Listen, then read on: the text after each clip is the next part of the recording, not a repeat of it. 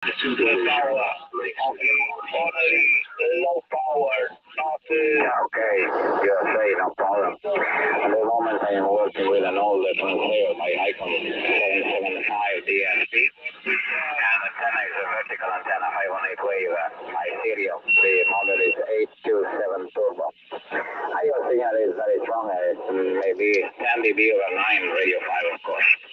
Okay, back to you.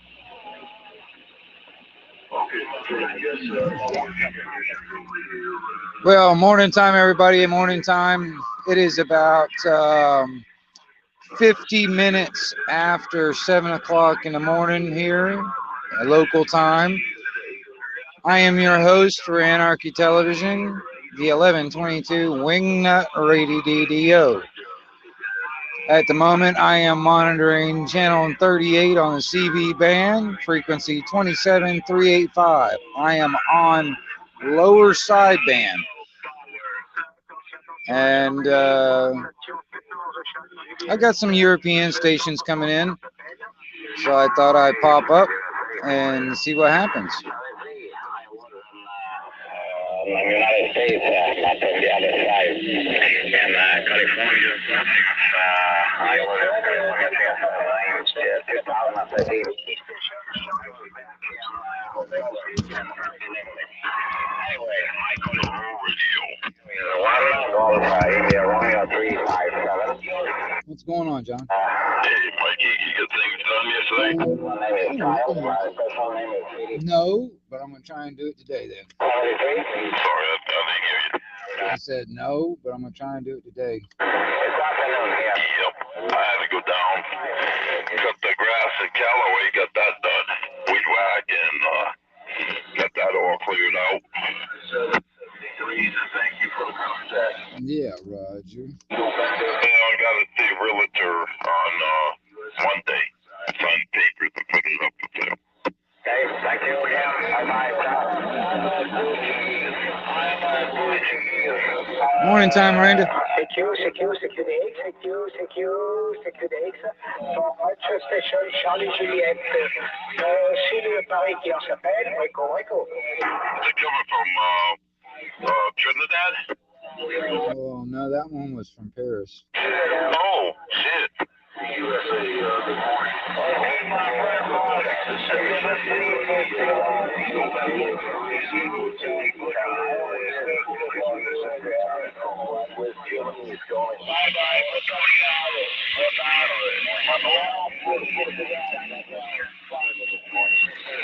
I just turned my radio on.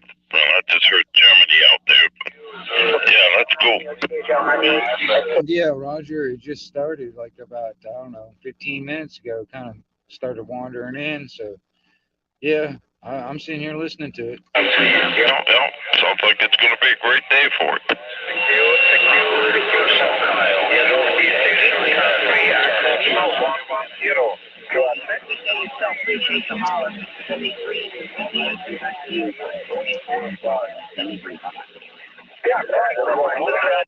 Yep. And I get my coffee going, man. I got me a little breakfast going. So, yeah, man. I got it going. Yeah. Well, I got to bed at 12:30. Woke up at 2. Couldn't go back to sleep. Damn, my night sucked. Hell, my dogs let me sleep until 6 o'clock this morning. Hell yeah, buddy. Moin Radio. You're training them, huh? I don't know, man. I don't know. They definitely like to eat around a certain time of the day. And usually just before sun comes up, that's when they're wanting to get out of the house. And the first thing they do is they wander over to the neighbor's house. Okay, my friend, my name is George. My Kutia is Dortmund. Okay, Dortmund, Germany. Okay. Right, Mike. Germany's out there. Oh, he's talking to somebody else.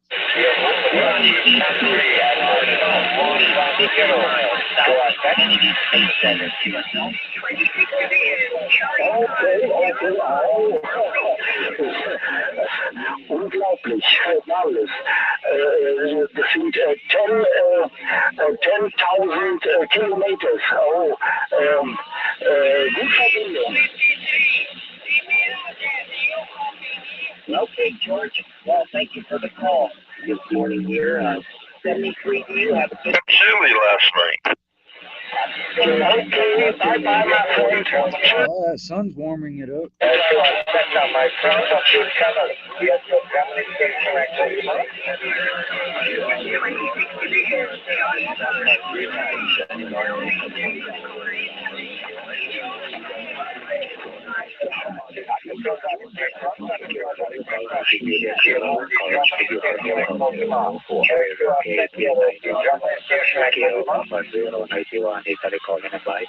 One four, Zulu Golf, Charlie 23, 14 Division calling, Paris standby.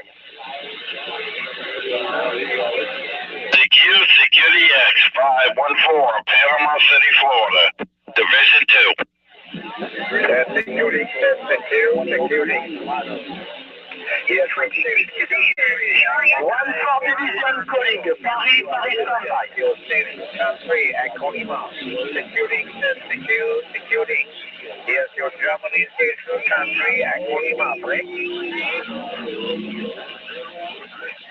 This is 2nd Division Fox India 1122 Wingnut Radio, listening for DX, the 1122 QXW. 26700 on the south coast of the United Kingdom, standing by. 1/4 Division calling, US1, frequency 405. 405. Yes, your station, take the QR center is 009. 4114, 514, Panama City, Florida.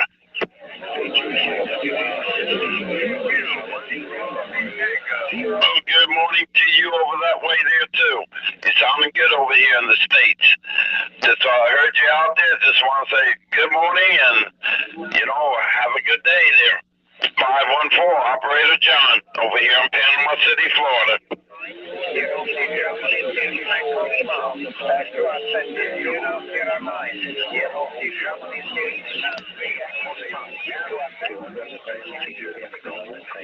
All right, there. Yeah, I think we did talk before.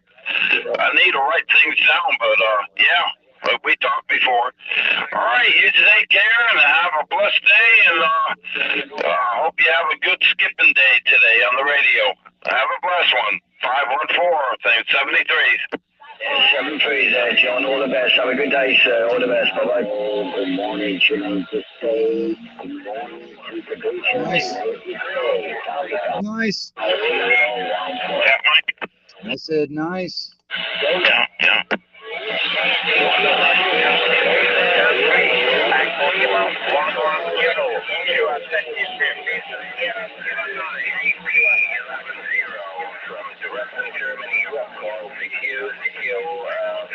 Yeah, 1122 Wingnut Radio out here on the side listening for DX. 11-0. We got you there from Germany.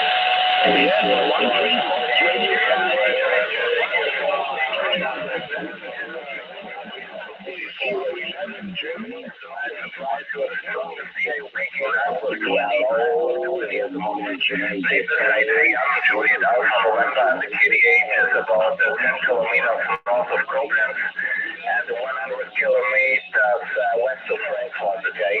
44, this is Kilo Papa 110. We are in Germany. Thank you. Now I'm going to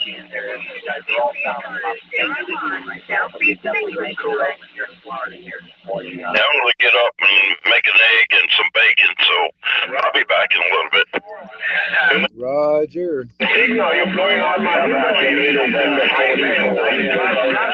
Hey, this is the 2nd Division Fox India. 1122 Wingnut Radio, stretching across the pond. Any stations over there across the pond, the 1122 Wingnut on the side. 1122, 1128 radio. Hey, 114 out there in Oxford, England. 114, Oxford, England. The 1122 Wingnut Radio. Tipping my hat, sir. Yeah, Roger, Wayne. Well, the purser is Julian. I'm in Oxford, England. Yeah, Wayne, Roger. Hey, Roger that, Julian. Yeah, they call me Wingnut. The 1122 Wingnut Radio out here in Panama City, Roger.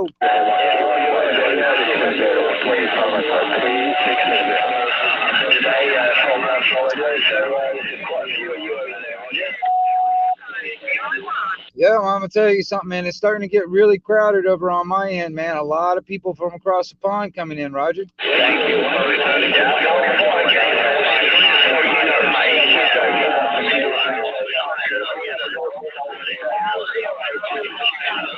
26 Delta Tango 1070. Call and listening. Have a good day, Wayne. All the best for 114. Hey, copy that there, 114. The 1122 Wingnut Radio out here on the side. Bye-bye, mate. Bye-bye.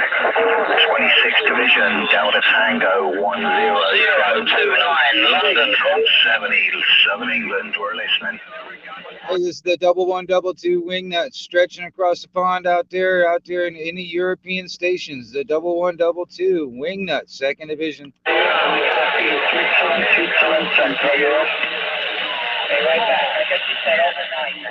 Hello, CQ. Hello, CQ. 4029 London. 1962.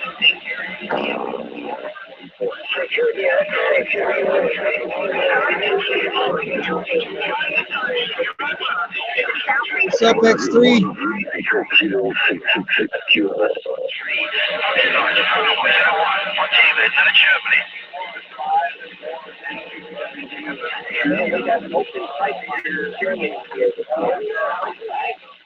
One 5767 Central Europe. 1070 listening.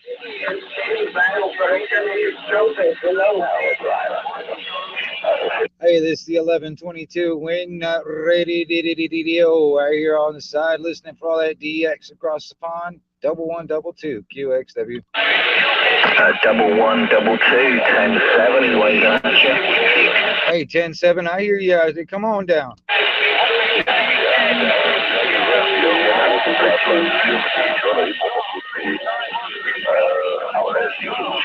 That's right. Come on down. 1122 Wingnut Radio. QXW.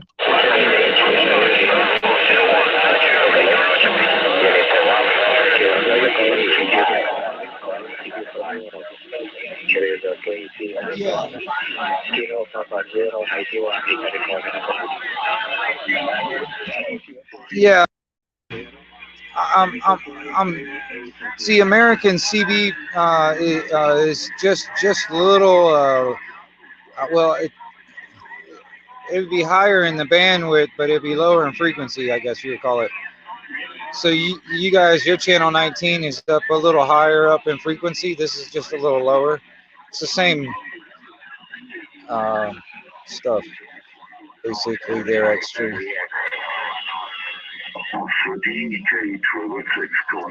But yeah. Frequency 27385, lower sideband.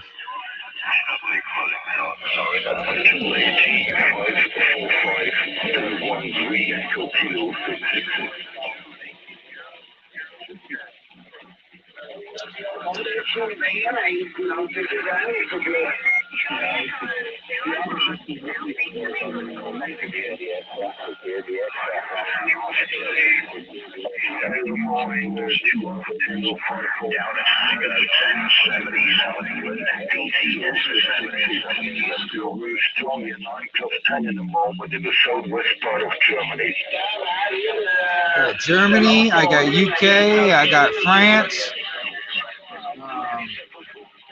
Quite a few European stations in there.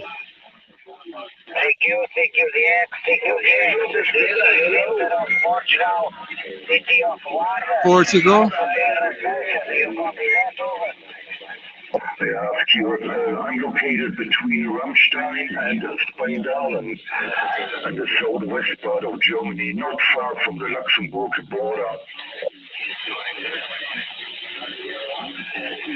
2 Fox India 1122 on the side.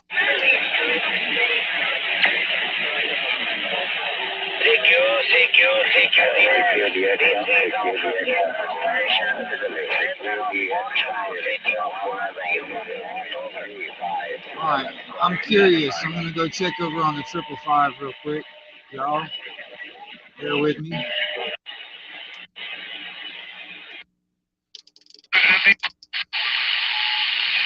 see what 555 is doing real quick.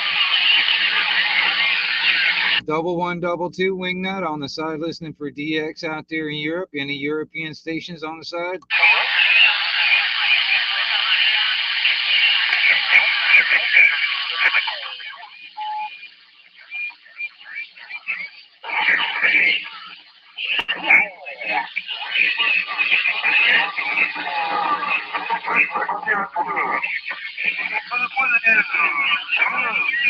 Any European stations out there? The 1122 Wingnut on the side. What's up, SG?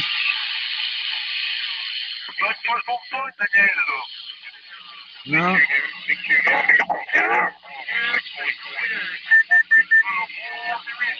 There's stuff going on 555, but not necessarily what I'm thinking about. Hold on.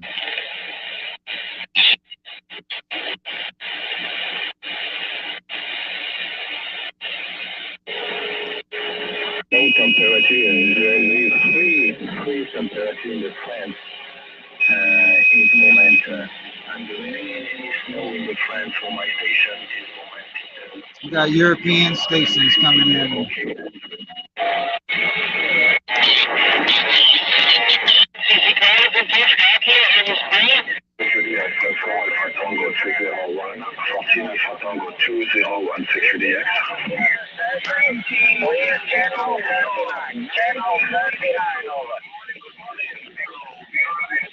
So 1122 Wingnut, stretching that modulation across the pond. The 1122 Wingnut Radio on the side.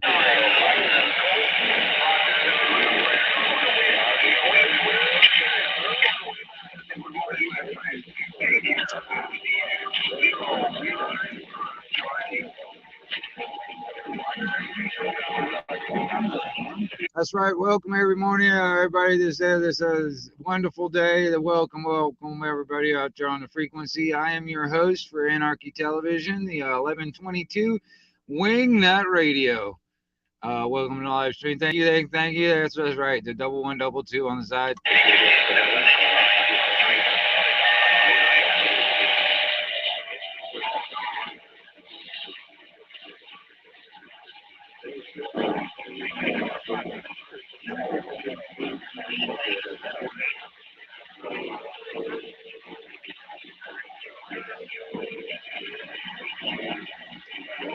Where'd it go? Antenna is American station. America antenna from Michael antenna in US City and stateside, okay?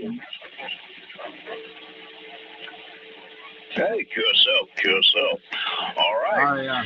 1-4, Charlie Papa 1-0. Eu escutar aqui, eu transmito esses cumprimentos todos da sua parte, tá bom?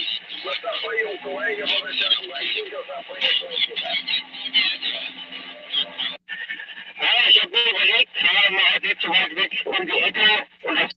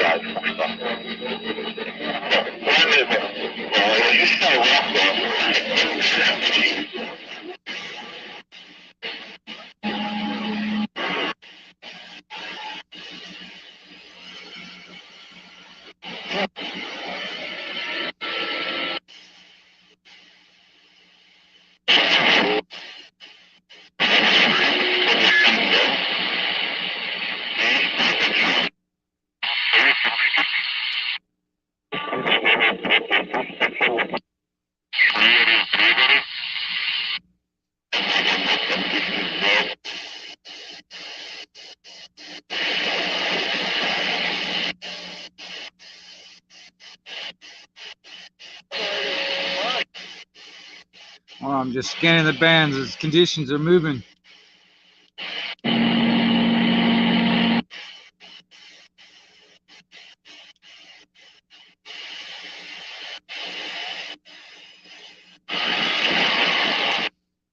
Okay, I got 1-3 division from Berlin. I'm going to have to take a standby and maybe conditions get better. 1-3 division over in Berlin. Please forgive, but I have too much QRM at the moment. This is 2 Sierra Charlie 943 in Panama City, Florida. God bless. 73s for now.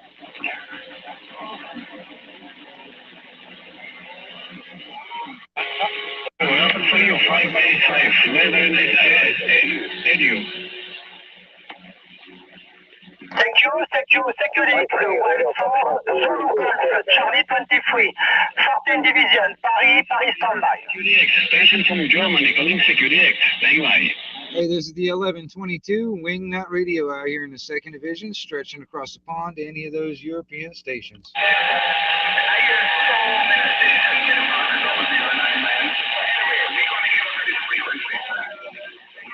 Double 122 Wingnut Radio, 2nd Division. 2 Division, stateside, Florida, standby.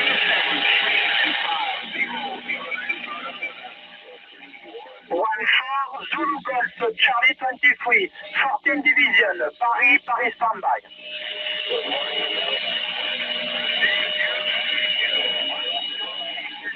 1-4 Division colleague and QSY frequency 415. 415. Thank you. Let's see. Excuse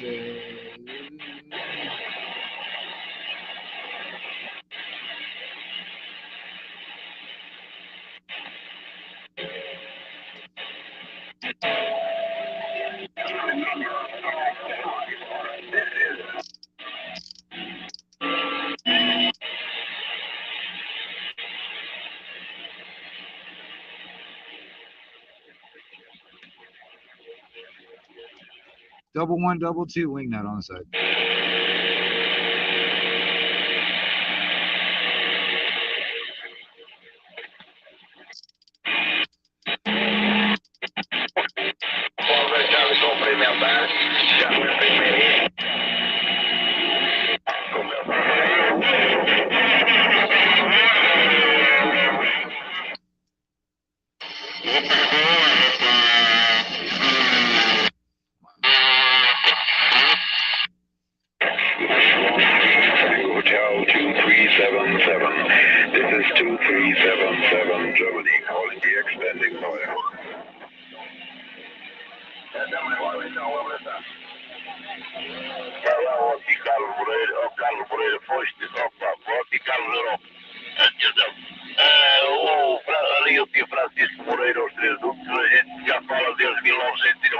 CQ11 Security X. This is 13 Tango Hotel 2377. This is 2377 and Germany calling DX standing by. Hey, 2377, 2377. You got a copy of the 2 Division, Fox India, double 122 Wingnut Radio on the side. Attention to Fox India, double 1.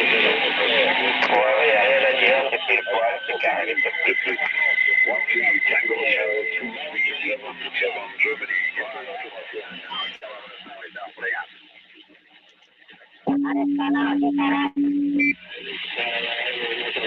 Attention to Fox India Station, United States. Station 11 something. This is 13 Tango Hotel 2377 Germany calling. Give me your jump. Yeah, Germany, that station in Germany. I hear you out there. 137. Hey, I hear you out there. Come on back. Conditions aren't very stable at the moment. This is the 1122 Wingnut Radio on the side.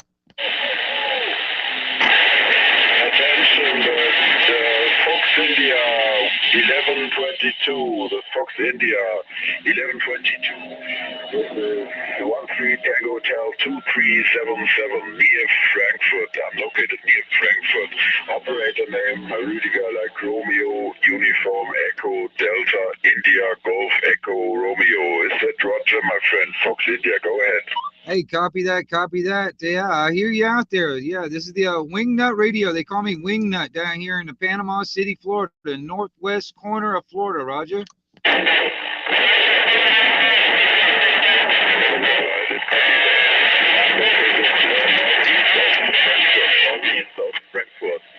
Because we have very cold weather, it's even snow everywhere. It's above 10 centimeters of snow and it's below 0 centigrade. Is that Roger, my friend? Fox India, go ahead. Yeah, copy that, copy that. I hear you, man. But I'm in the northwest corner of Florida up here in Panama City. At the moment, it's actually pretty nice. The sun is up. Actually, it's starting to come into springtime here. So it's actually getting kind of warm in the daytime, Roger. We already had also spring here in Germany. We had much more.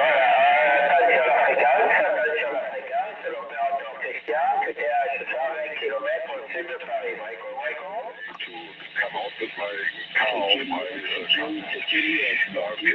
hope that the snow will soon disappear because I've had enough of snow here in Germany this day. Okay, I didn't get your operator name, my friend. Please, go ahead. Yeah, you can call me Mike. Mike India Kilo Echo. Copy, copy. Okay, Mike Kilo Echo. Okay.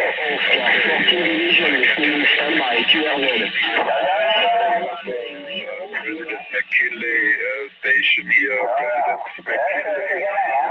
Only 12 watt output, only 12 watt output, and my antenna is Antron 99. My antenna is Antron 99. It's the Roger, my friend. Go ahead.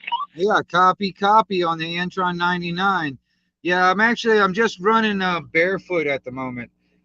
Just straight out of the radio, about 60 watts. I'm using a Striker 955 mobile radio set up in the house as a base station.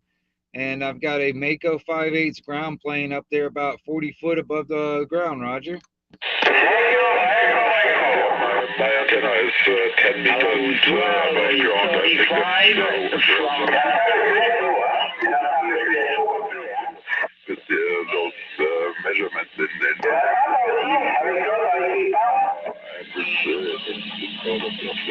top of my roof.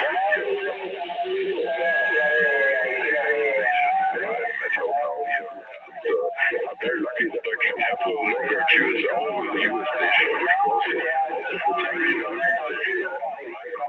I'm here, my call sign is this, and my operator name is that, and then usually there's QSB or QRM, and the QSO is gone. It's very nice that this QSO here is so stable over a longer period.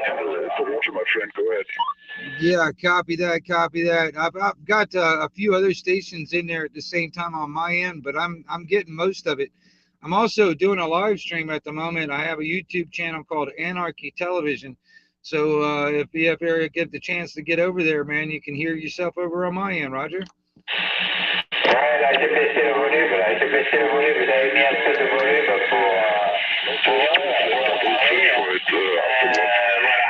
By the way, your signal here currently is 5x6. Your signal is 5x6. Or QM or something. It's very interesting. It's very seldom that you can have a longer QSO over such a long distance call. Go ahead, Mike. I'm gonna tell you something. It might be one of our only ways to communicate with each other worldwide, Roger. Yeah, Roger. Of course, you also can use internet or something, but this is boring.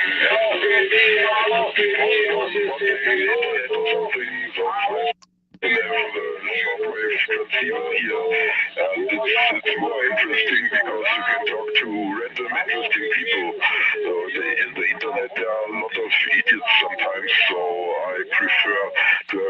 distance call here by CB Radio. It's more fun. Go ahead, Mike. Yeah, copy that, copy that. But I'm talking about on a prepper type of scenario, I know what all's going on around the world at the moment. The internet might not be the way to get a way to communicate. This might be one of the only ways, Roger. Yes, of course. The prep idea, that's very important just nowadays. Think of Ukraine and Russia and what's going on there. So you see, the world is not as stable as we thought to be in the past. So it's very important to have a second way of communication, not depending on any infrastructure. Mike, go ahead. Yeah, Roger that, Roger that. Man, I'm gonna really tell you, I really appreciate this, man. I'm gonna tell you, it's nice to have conditions back. I mean, it's been a long time. It's been quite a few years, probably about almost 11 years since I've had some good conditions like this, Roger. Yeah, this is fantastic. I think this is the longest QSO I ever had to the US here via DX. It's very good and very stable conditions. Very nice, and I think the solar system is just rising up. It will become better during the next 2 or 3 years, I think, and will be very interesting. So I'm looking forward to have more DX QSOs like this. Yeah, well, hell, I'm gonna tell you, like I said, hey, you keep in contact out there. I'm gonna write down. I'm trying to write this down so I can put you in my book because I know I don't have you in my book yet. It was at 13 division, 2377. I didn't catch the rest of it though. All the rest of it off right back. Can you come back with all that?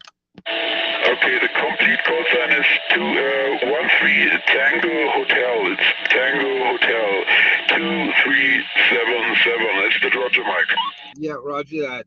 13 Tango Hotel 2377. And gosh, could you spell out the name again? I'm sorry. Yeah, the name is Rüdiger, a little bit complicated German name like Romeo, Uniform, Echo, Delta, India, Golf, Echo, Romeo. Is it Roger? Yes, I think I got it. That is difficult. That's an unusual name. Where's that come? I mean, is that what is that? Does that mean anything, or does that have any meaning behind it?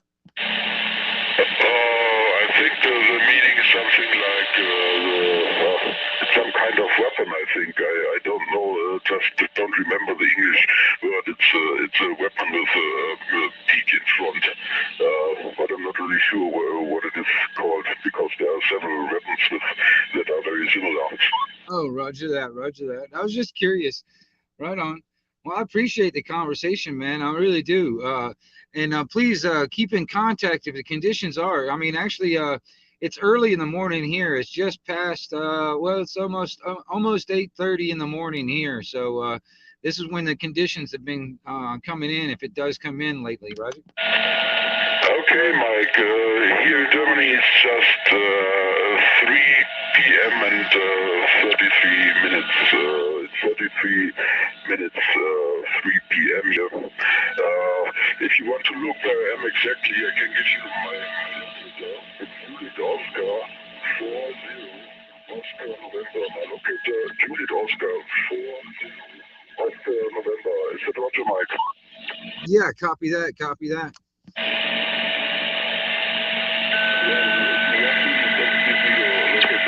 Then I couldn't look up there in Florida you are located, or you can tell me in the city which is nearby.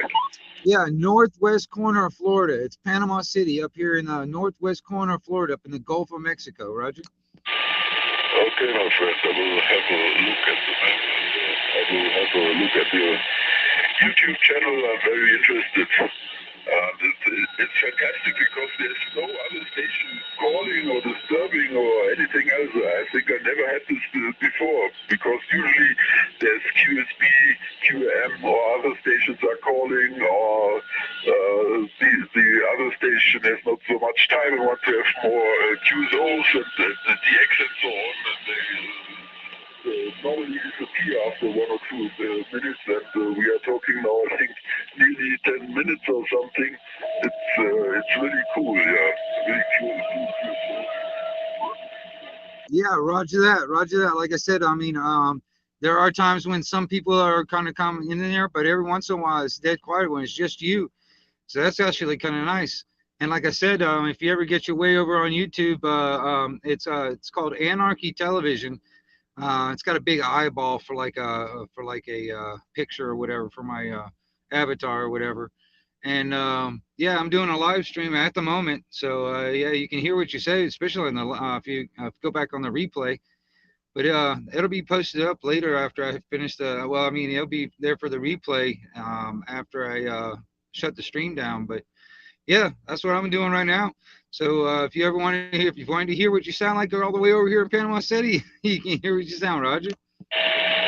Okay, your signal is getting a little bit weaker now. I'm sorry, your signal is getting weaker, but I understood that you have a live stream on YouTube. Perhaps you can repeat the name of your YouTube channel, and I will look after the queue. I can my own voice modulation, what it is like in the US. Go ahead. Yeah, Roger. Yeah, there 2377.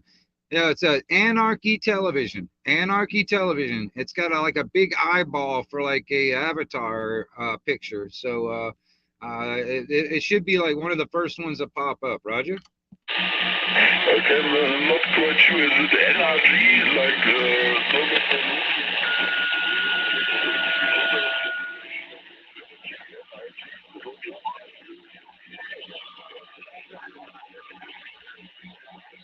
Yeah, Anarchy let's see, Alpha, Nancy, wait a minute, Romeo, Alpha, Sierra, Charlie, or Charlie's, Hotel, Yankee, Roger.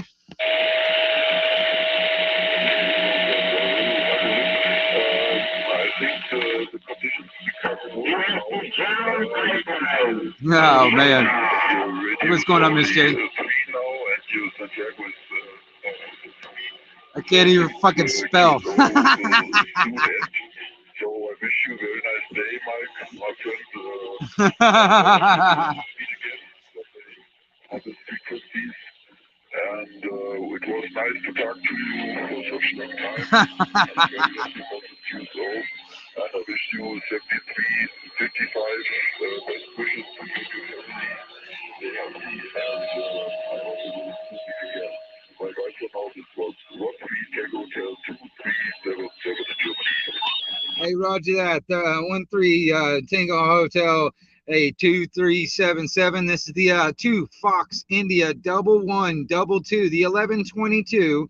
They call me Wingnut Radio down here in Panama City. And you have a good evening out there. It's nice to talk to you, and maybe we'll get this back again. 1122 back out. Okay, bye-bye. Thank you. It's pretty cool, man. I like having context. That's all the way out in Germany, Miss J.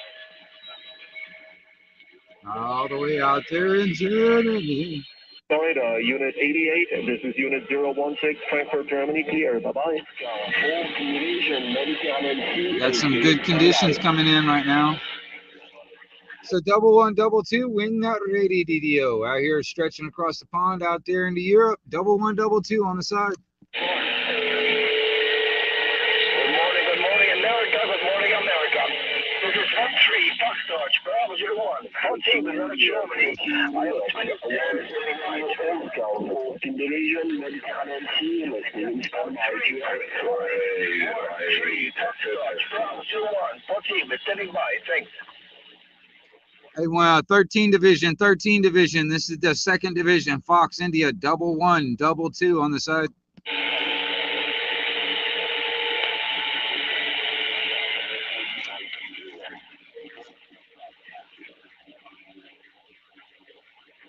Yeah, thank you for that, Miss J. I can't fucking sit here. It's like I can't like chew gum and pat my head at the same damn time.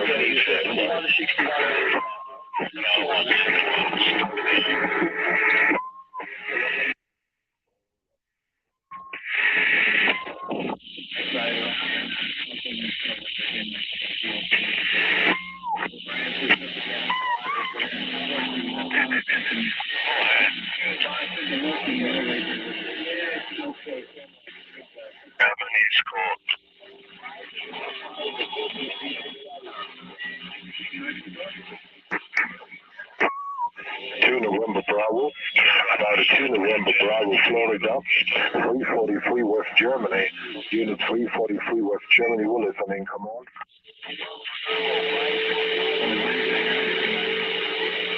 Roger, Roger, that's correct. Unit 343, operator would be Robin. Operator Robin in Germany, Roger.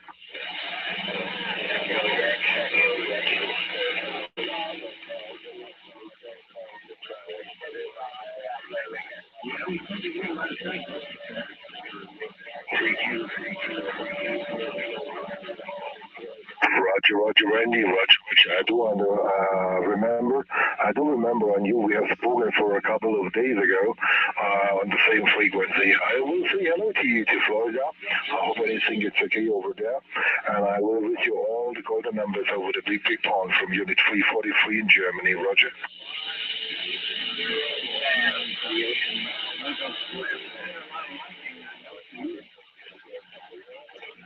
All right, Miss J, you have a good one. Really appreciate you stopping by. From Germany, calling security.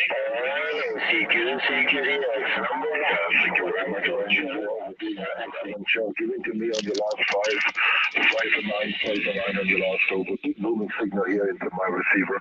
73 Randy, all the golden numbers to Florida from Unit 343 in Germany. Bye-bye and God bless.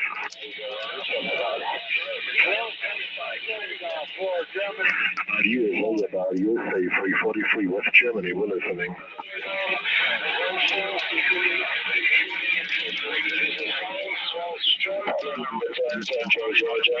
Roger, copy on Jacksonville, Florida.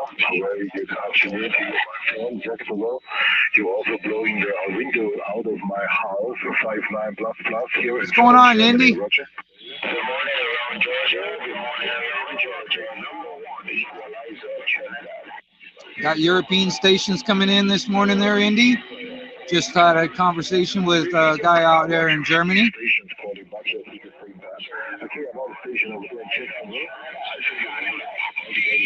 All the gold number over the pond. 73 to you. Have a nice Sunday, and I hope to hear you again.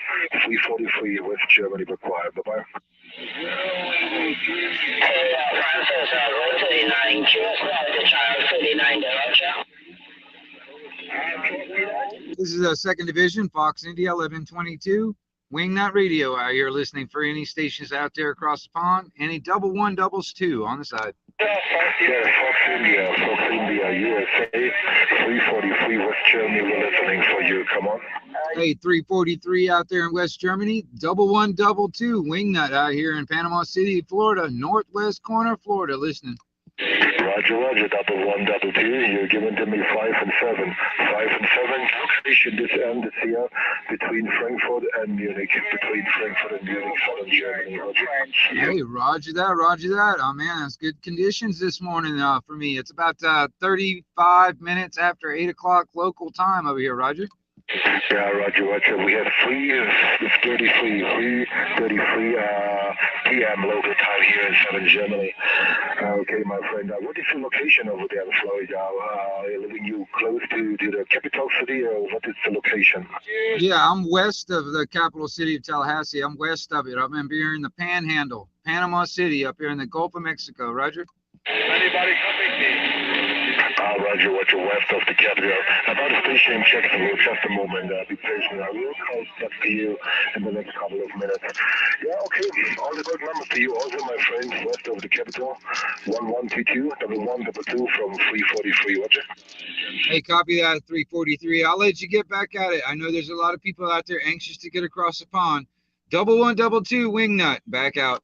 Roger, Roger, 73, buddy. About the station in Jacksonville. Make your call again, come on.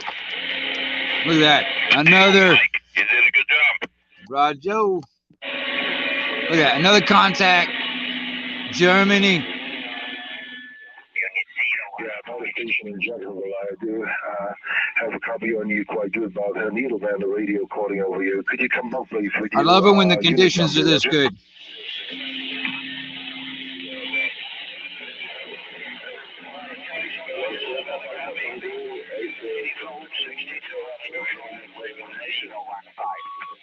Yeah, Randy, you asked me something about the short path, but I didn't understand what you asked over completely because as well I let the microphone free, minimum 10, 12, 50 station calling back to me. Could you repeat again, Randy, your complete question, Roger?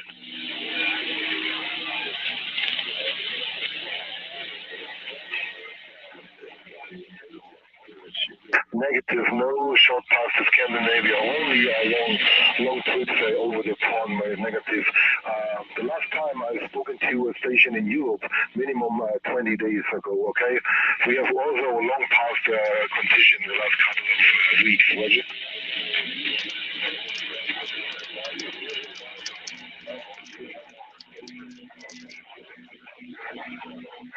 Roger, Randy. But you all the time welcome and all the time a good audio and good quality. Okay, 73, buddy. Bye-bye. Yeah, about a needle bender. Needle bender, do you got a copy of 343? Oh.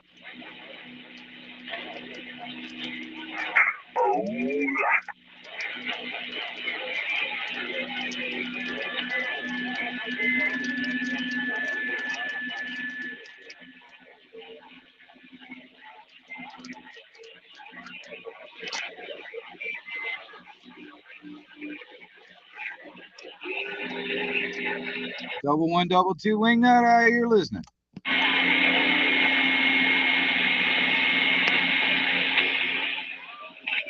Moving around out there, John. What? So the conditions are moving. Yeah. I'm just sitting here eating my bacon and eggs and toast. Breakfast at Champions. Yep.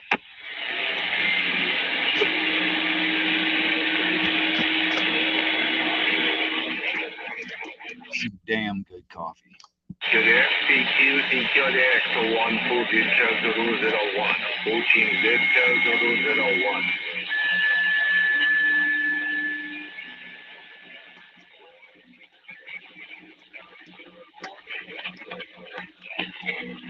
So how close are we to blow each other up yet? What are you talking about? I thought we were going to blow each other up, like everybody. Hello, USA, 343 West Germany. We're listening. Talking about my buddy Biden? Yeah, all these jackasses in all these governments around the world, they all talking about blowing each other up. So when's that going to happen? Yeah, about the station getting back to me. The station calling to 343. Could you come up, please, with your unit number? Unit 343 West Germany. We're listening. Come on.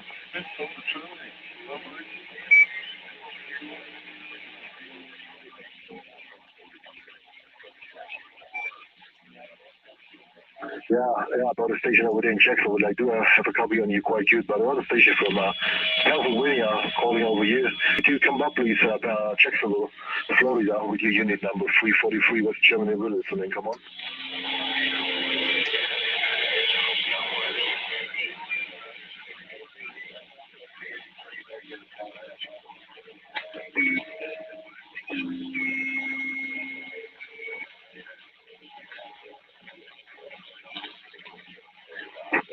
Hello, USA, about USA, 343 West Germany, 343 West Germany, crossing the Big Pond, break.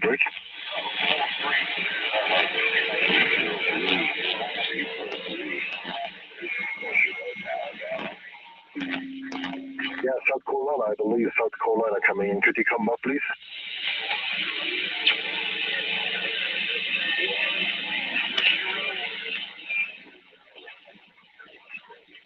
Yeah, Roger, copy of that. 169 South Carolina. I appreciate to hear you, my friend. Unit 343 on this end, operator would be Robin. And the location is here between Frankfurt and Munich, southern Germany, Roger.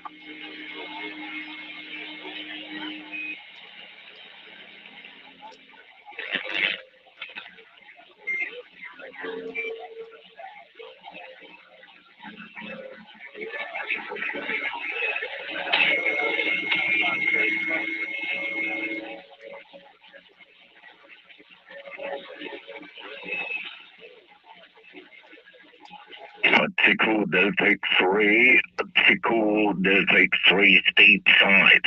That's a Munich City. What's up, Rice and Peas? 021. Munich City 021. Europe, Germany. Worker 395. 395. That is Europe. 13 division Europe. Munich City 021. Worker 395. 395. Here we go. Let's just see what happens. Tico, United States of America. Tico stateside. That's Munich City 021. Unit 021. Beaming stateside.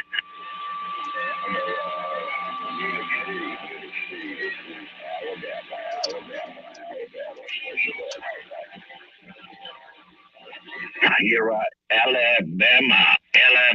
That's Munich City 021. Please complete your call. QSL. Got a lot of Germany stations coming in.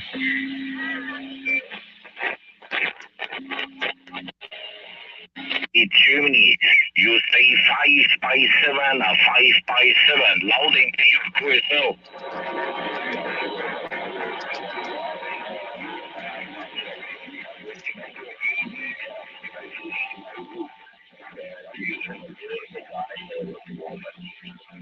Yeah, hi. The dipole make a good job. I work also with the ICOM, EC7410, and the aunt now, it's a Chogun, a 4-element Chogun born in the 80s in the USA, and I've been in your side, sir, QSL.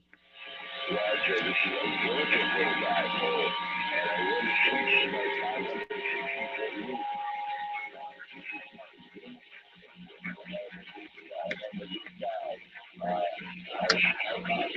Yes, it's not a big difference. It's always the same. By the last 5x5, 5x5. I can switch also on the vertical. Give me 1 second. I change. Now I switch on the vertical. Now I'm on the vertical. Give me 1 second. And now I'm back to the Chogun. QSL, I'm back on the horizontal Chogun. Wow, I didn't even really hear a difference. That was pretty cool. Oh, thank you for the check. I wish you all the best. 0683. That's 021. God bless. Stay safe. Thanks for contact. Well, thank you. I don't work letting me is too often. Once in a while. Usually like 20, but I decided to come down here to check in 6 meters. And I'm going to check out the work on my and see how well it's working with the actual 0683. Sorry, sir, I lost you. A mini station call, only time for a short. God bless. 0683 73 from Munich City, 021 clear. 730, thanks for contact. 021, you got a copy of the 1122 Wingnut? Double 122, 1122. Hello, that's 021, Europe, Germany. QSL. Hey, QSL, I want to say, hey, good evening to you, sir. I'll tip my hat to you. This is the 2 division, Fox India, 1122. They call me Wingnut. Person over here is Mike. Mike India, Kilo Echo, Panama City, northwest corner of Florida. Hi, Mike. A big signal. A pleasure to hear you. I can copy with 557. What's up, Sunfish? 557. Florida, India, 1122. On this side, the operator, it's Rainer, Mike, Rainer. I repeat, Romeo Alpha, India, November, Echo Romeo. We speak this Rainer. And I stay here in Europe, in Germany, and the next biggest city, it's Munich City. That's the city from the Oktoberfest. Hi, Mike, QSL. Hey, QSL, man, good conditions. I'm telling you, I love it when conditions are like this, man. I mean, it's almost like we can sit here and have a QSO for a while, Roger. Yes, hi, Mike. You make also a very, very good trip from Florida to Germany. I stay in Florida 10 years ago. I stay many more in Florida in the holiday. That's a beautiful state. Florida, Miami, Collins Avenue. Hi, Mike. QSL. Yeah, QSL. I'm up in the northwest corner is where I'm at, up in the Panhandle. Down by the Gulf of Mexico. So I'm like close to the beach west of Tallahassee, Roger. Yes, hi, Mike. Mike, sorry, it's only time for a short. The mini station stay in the background, and the signal is going down from your side. The loss for the 532. Mike, thank you so much. 1122, 021. God bless, Mike. 73 from Rainer. Roger that. Hey, 73, hey, 021. This is the 1122 Wingnut. I'll be keeping contact. I'll be keeping my ears open, Roger. Thank you, Mike. 73. I start a new call. That's 021. Munich City. 021. Beaming stateside. That's 3 contacts with Germany so far this morning. That's pretty cool, man. Poland. What'd you say, John? I was just thinking that while I was eating, here in Poland, now they got a guy out there in Poland. He's talking out of Poland. Roger. 100%. No problem, Andrew. I wish you good luck and good luck. Thank you for the contact. I've made 3 contacts with Germany today.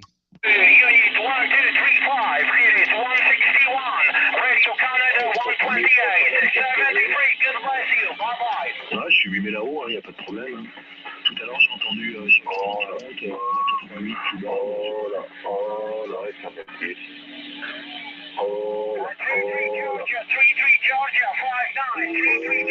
What kind of radio are you gonna get? What kind of antenna are you gonna get there, Sunfish?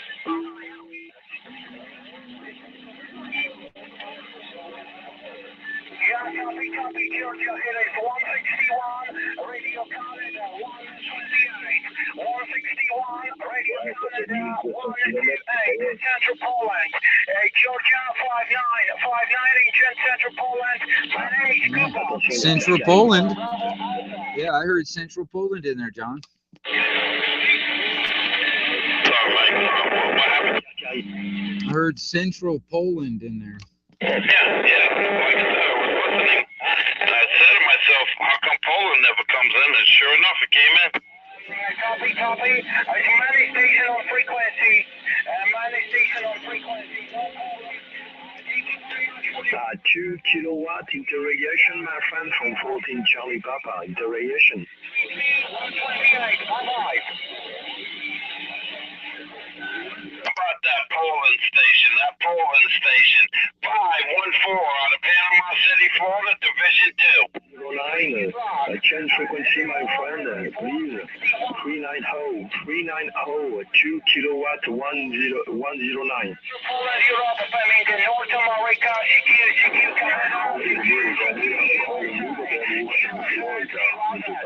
Florida, you got to copy on the other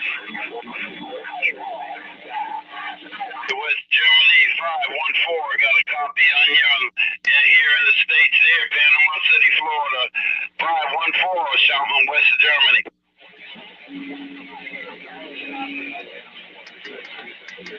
Roger, Needle Bagger 44, I believe, from Florida. You're booming, my friend. 5 and outdoors, each degree. Oh, well. Germany. I'm really appreciate to hear you, my friend, before. Everybody and the brother out there hollering. 343 on your down. Operator with the Robin in Southern Germany. You have good job, Roger. Up here.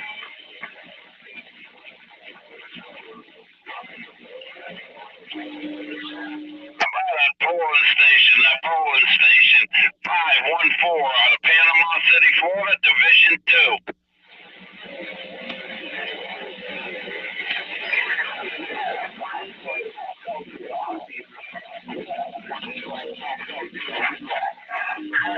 Talking about Poland, man. Can you imagine if you heard somebody out there calling from damn Ukraine? It could happen.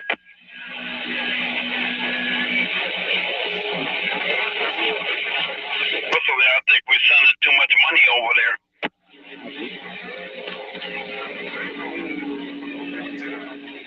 Oh, roger that there, Sunfish.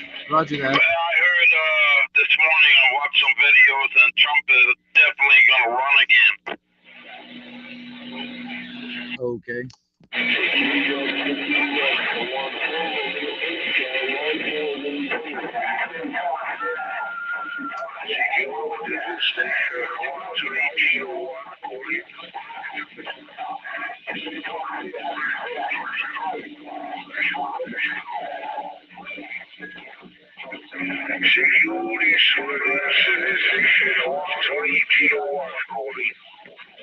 Yeah, that'll be good for like an emergencies and stuff like that.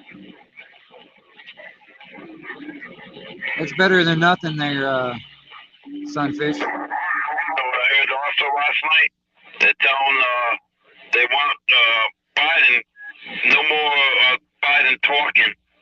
They don't want to put him on the air. He doesn't want to put Biden on anything because he's going to get us in trouble the way he talks. That's his own people. So if you don't want him to talk on TV and stuff, well, he ain't a president.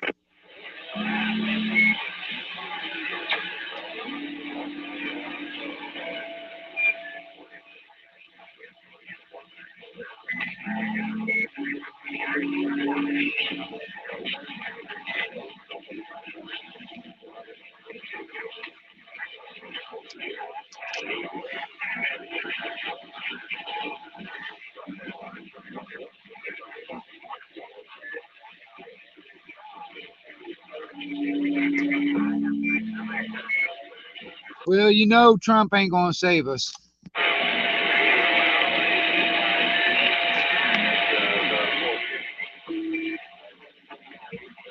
right, they said 2005 or something.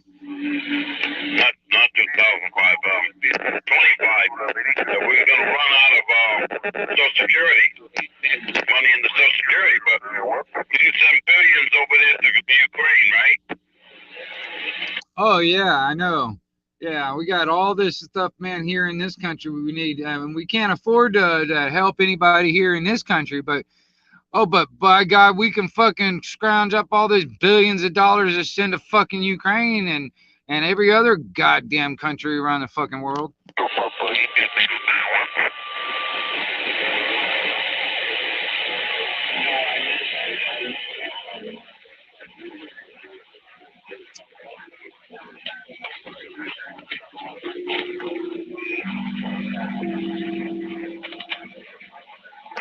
This is Colombia, QSS.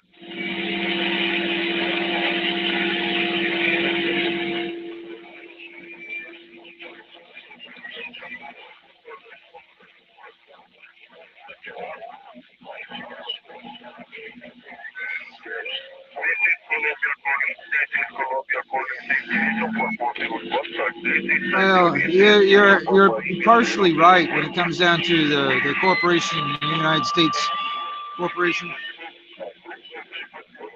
That's a whole big deal when it comes down to that's the reason why NATO's in play. Colombia invited to frequency 27 395 for copy Colombia.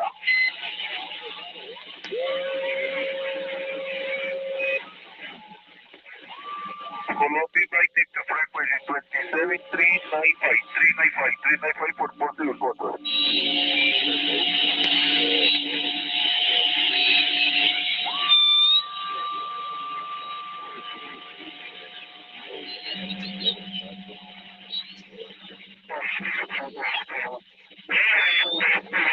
Oh hell!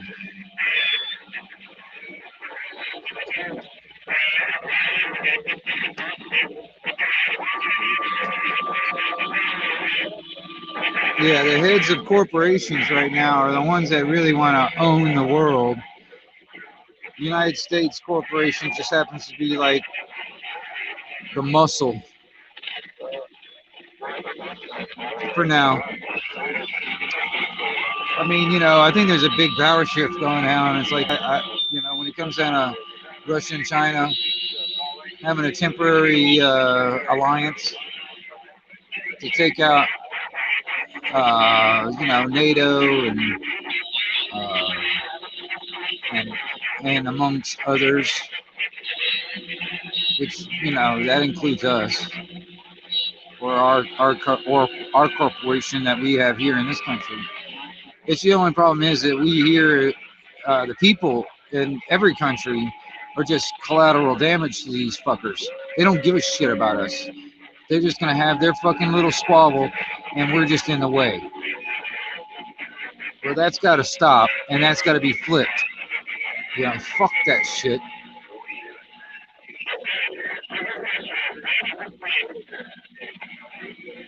Well, I mean, yeah, I mean, you know, in a way, you're right, Sunfish. I'm gonna tell you something. I mean, you know, this country was bankrupt and bought out a long time ago. Okay, for real. So the thing is, it's like, you know, what's going on right now is a lot of these people that bought up the debt, they're wanting to collect. They're wanting to collect on their debt.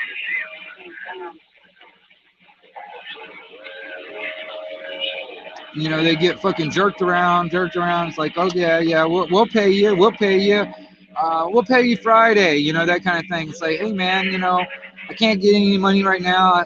I get paid Friday. I'll pay you some Friday. Well, that Friday comes by. Oh well, there's something else come up. Well, I'll pay you next Friday. Well, that's what they're feeling right now. They're like, fuck you. We're getting tired of this fucking jerking around. You're gonna fucking pay us. We're gonna fucking collect on our goddamn debt. And guess what? The corporation of this country has put us, the people, us, you, me, everybody here in this country, as collateral for that debt. So, what do you think is going to happen when they collect on their debt?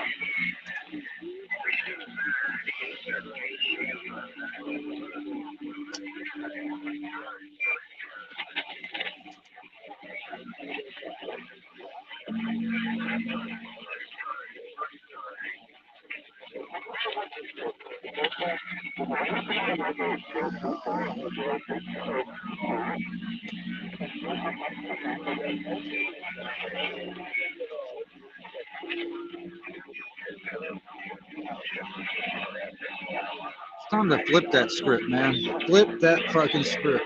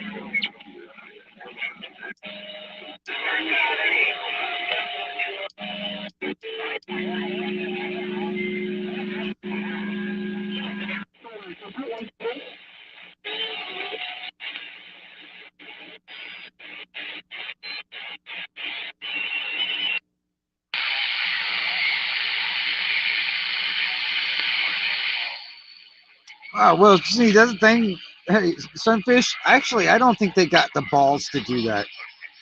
And if they do, they're going to bring it on themselves. That's all I got to say about it. Whatever that, I'm serious.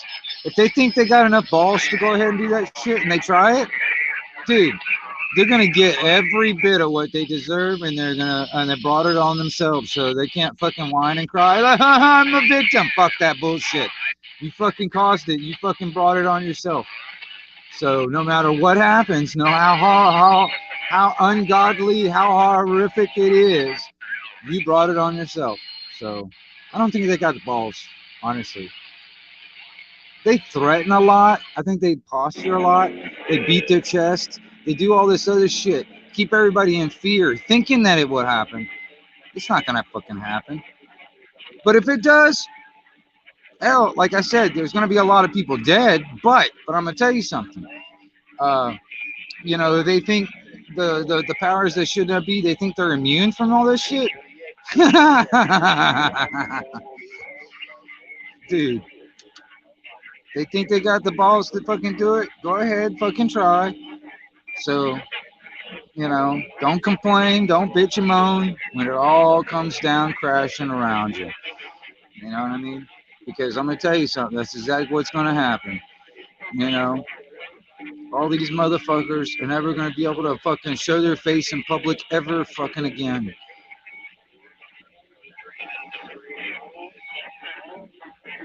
Because, you know, there's a lot of people around the world that, you know, are basically saying, I dare you. You keep fucking around, I dare you. See what happens, because we're all going to start protecting ourselves using, you know, whatever means necessary from all aggressors, no matter who they are, no matter what job they have, no matter what costume they wear. It's going to happen world fucking wide, and it's going to get flipped. And I mean, honestly, in my opinion, I think the best punishment for a lot of these fuckers is to take away the things that they hold in value, like their power, their wealth, their idea of peace, I guess. You know what I mean? Their freedom. You know what I mean?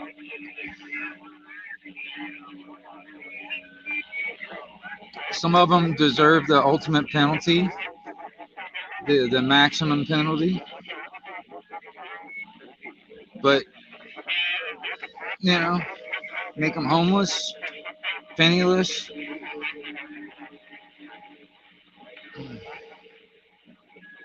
Without any influence. That could be almost just as good as the maximum penalty.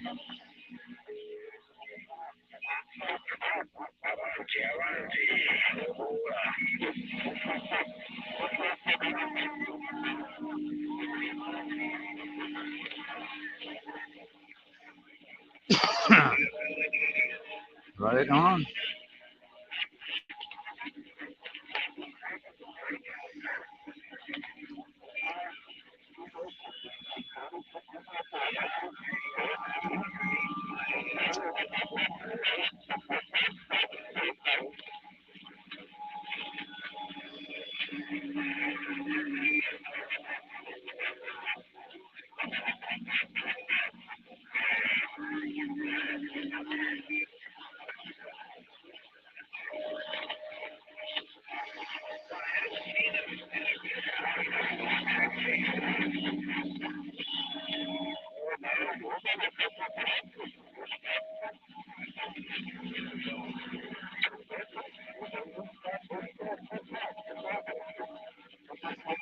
Well, yeah, I mean, you know, honestly, man, there's some of these people, like, I mean, you know, I think they can actually, if you know, they talk about making America great again and all this other shit, or whatever.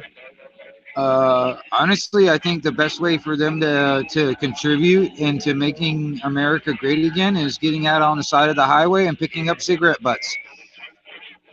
That would be my uh, um, advice to some of these people, and that's how I think they can actually literally contribute and actually and to make America better again.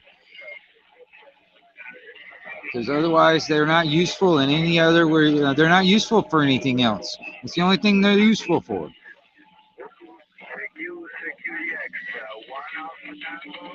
You know, it's amazing how these people become millionaires and billionaires and shit by just talking their ass off. I mean, honestly, they don't do any fucking thing. I mean, I seriously doubt any of these people that are in politicians and all these other shit, they even ever got a callus on their hand. I don't think they've ever worked an honest living ever in their life.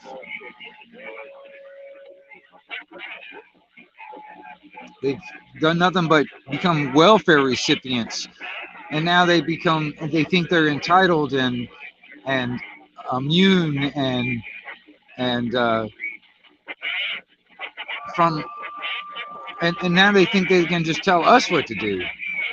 These welfare recipients are telling us what to do now, and they're using force and violence to do it. What? See how they flip that on us? We need to flip it back. We need to flip it back. This is bullshit, and this cannot continue. It cannot continue.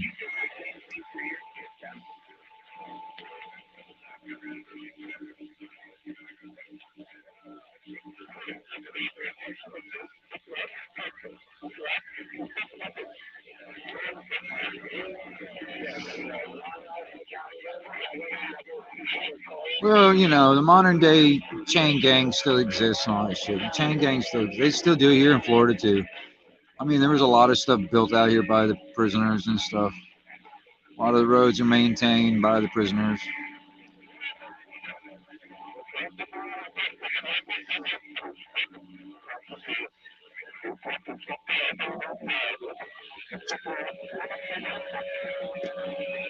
Hell, I think the baseball field over there by the school was built by prisoners.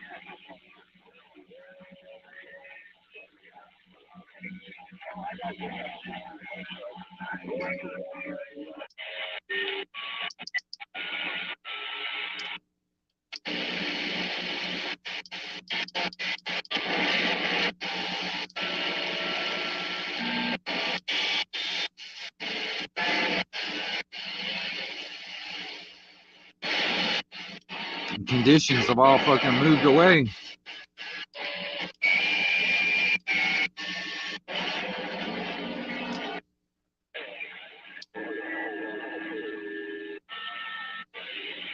Yeah. All the conditions have moved. 113, copy. 14 division. 14, je suis garde Delta. 132. 113, copy.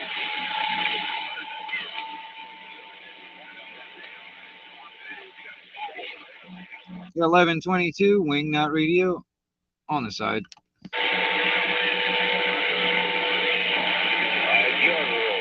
Copy 14, QDX, 1 Alpha Tango 766 calling, Q11, 1 Alpha Tango 766 calling, standby.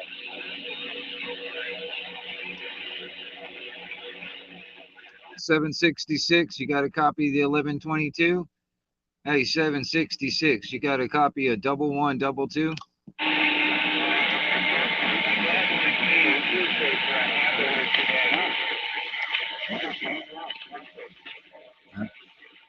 He was in Italy. Didn't get out. Didn't get.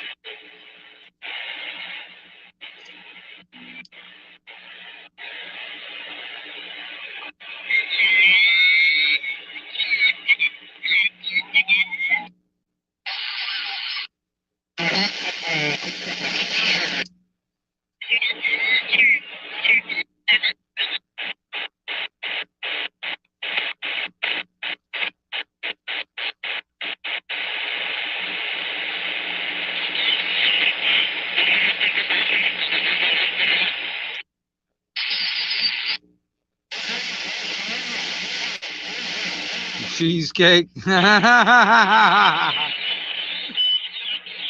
Cheesecake. I hear you. How'd you get that name there, Cheesecake?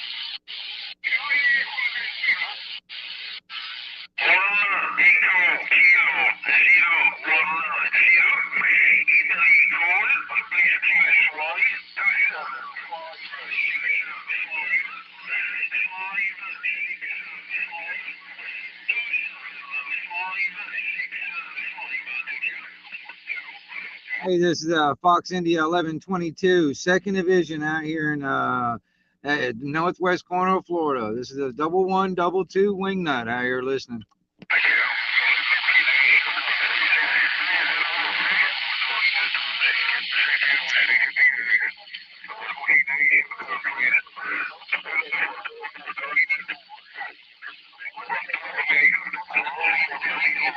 Double 122 Wingnut Radio, the 1122 Wingnut out here listening for any stations across the pond. 1122 on the side.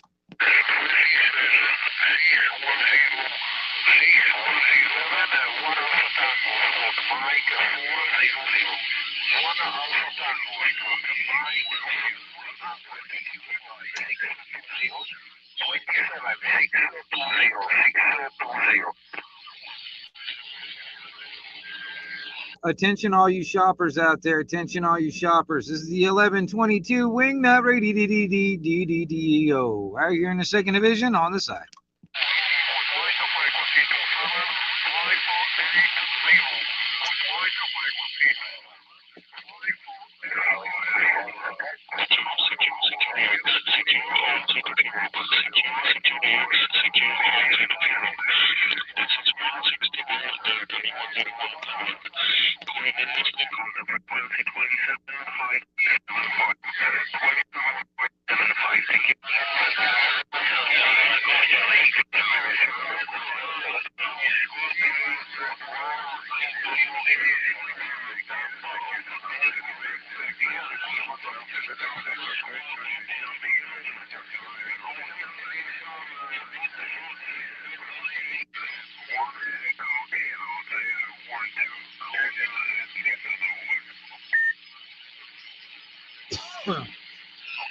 To Fox India 1122 Wingnut on the side.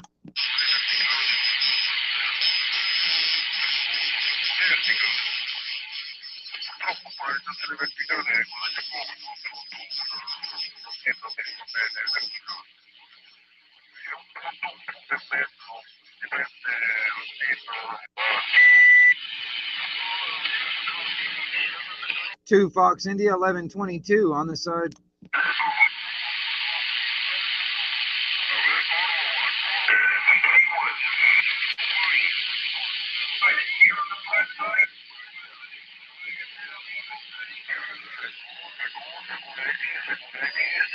This is the 2nd Division, Fox India 1122 on the side, listening for DX on across the pond.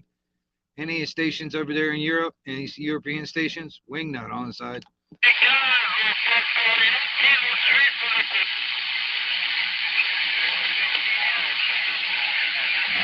not really much going on at the moment, man. Damn conditions are fucking moving.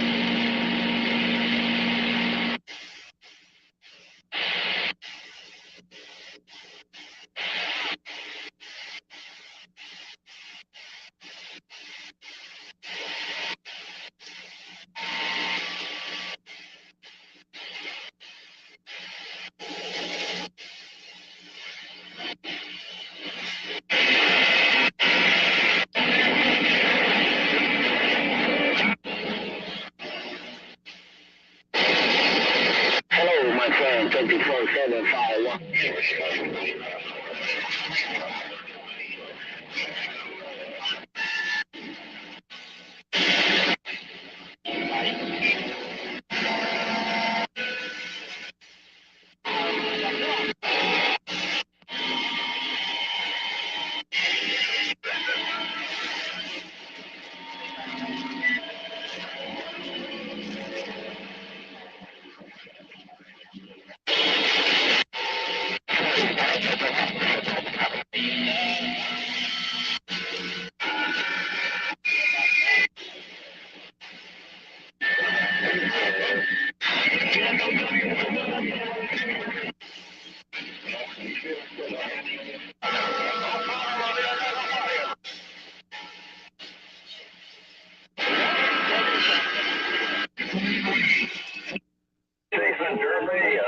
Germany, 7-3 around Germany.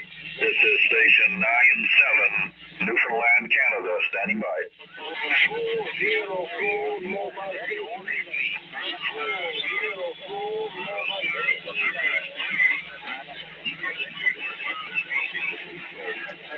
Hey, Randy, no, Rick, secure Rick, 777, 97 call. 404,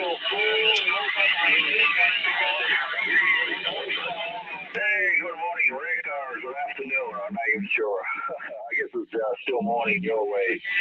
Sounding good here, Rick. We're getting a lot of Germany today. Go ahead.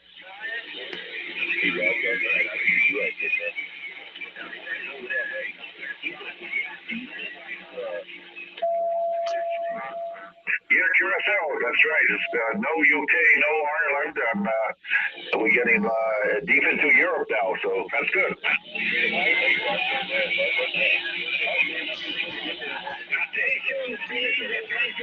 Yeah, okay, always a pleasure there, Rick. Always sounding good into Newfoundland. 7-3. Gracias, Oscar. Lima, ella por ti,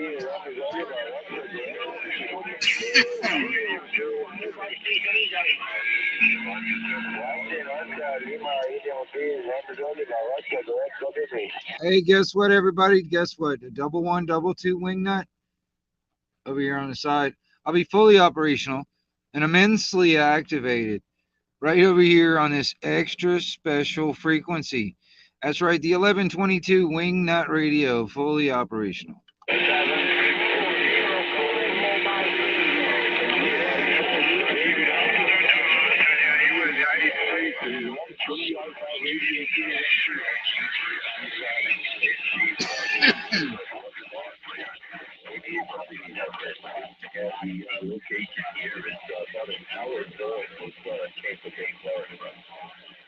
KP 182 Europe, Kilo Papa 182 Europe, Florida.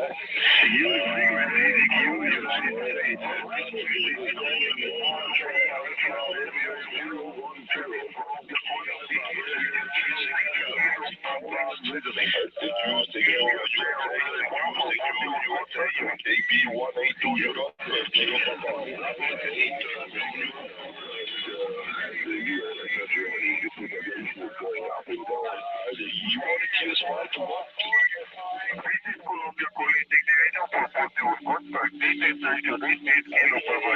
Some good coffee, man.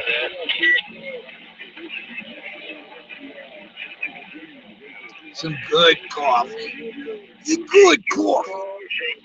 One Sierra Alpha 402 Mobile Station Italy.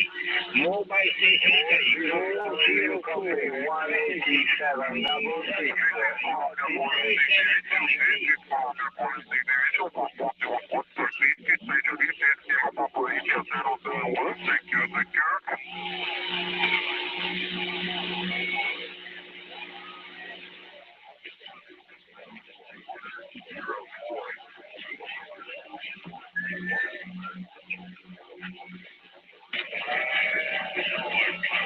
Hello, Jacksonville, 97 Newfoundland call.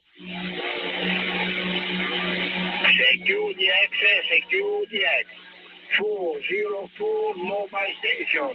404 mobile station. 1 Sugar Delta 161 Sugar Delta 176 Poland Europe QSY 6365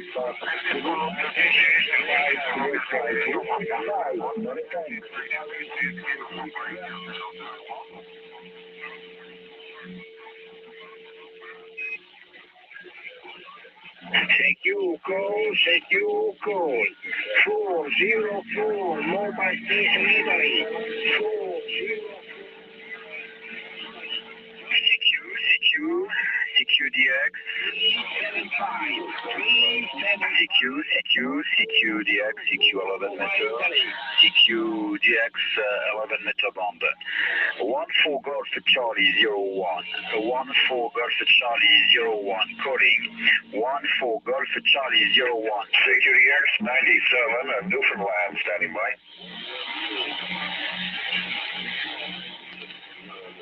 Hello, CQDX, CQDX. Yeah, 1492, 97, Newfoundland. 14 Golf Charlie 01, 14 Golf Charlie 01, call, Charles. Yeah, 1492, we hear you in there. Lots of big stations. Gotta wave a hand and say 73. This is 97, Newfoundland. Hello, CQDX, CQDX, CQ11, 14 Golf Charlie 01, CQDX 11 meter band, 14 Golf Charlie 01, call and QSY 27395, 395 for possible contact southeast from standing by, 395, thank you. 1 Sugar Delta 176 Poland Europe, 161 Sugar Delta 176 Poland. Frequency, 3655 another time.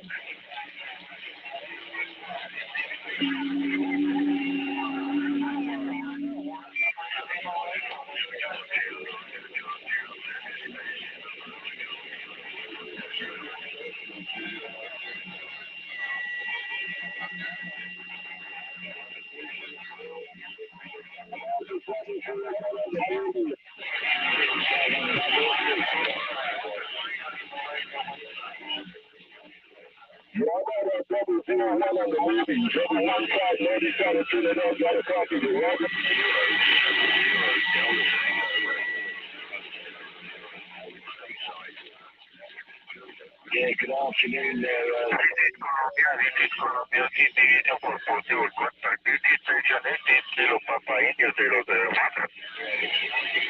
New condition on the W01, the mobile and the 26 division. Back on the side. This is Columbia Frequency, this is Columbia Frequency,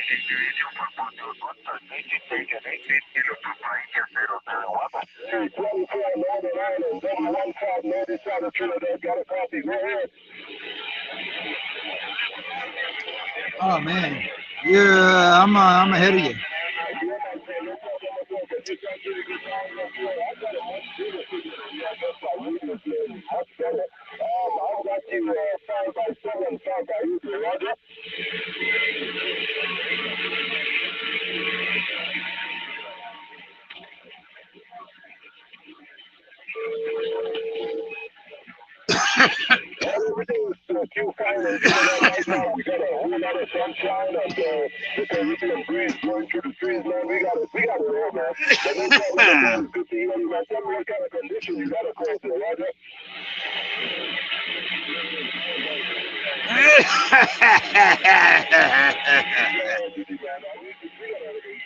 No, I do not have a cold.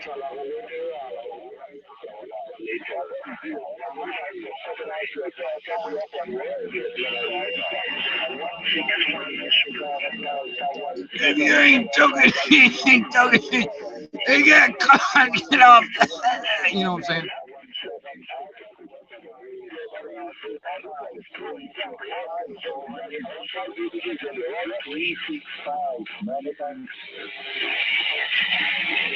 C1122 wing radio.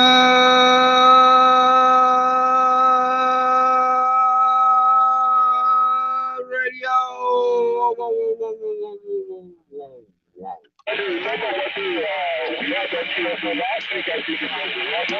No, it has not fully passed yet. You got to read the legislation also, but it's kind of interesting on the timing of this when they make so much revenue in the prison industrial complex by keeping it illegal. You know what I'm saying? It's interesting, the timing.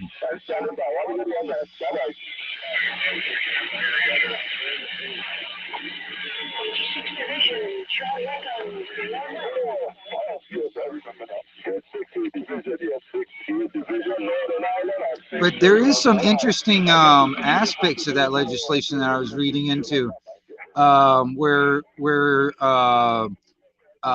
your past charges and all that stuff could be expunged.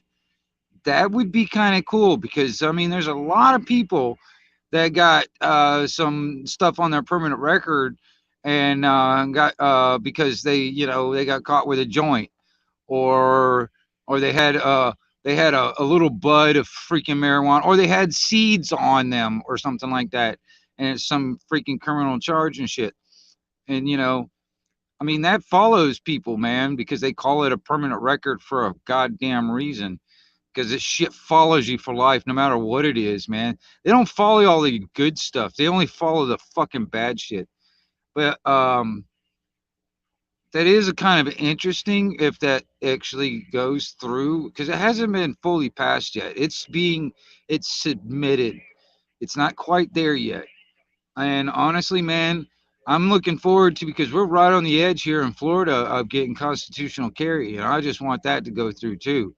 I want that to go through, man. I want to be able to protect myself even outside of my property line with whatever I have deemed necessary. And I don't want to be punished for wanting to protect myself outside of my property line with what I want to protect myself with.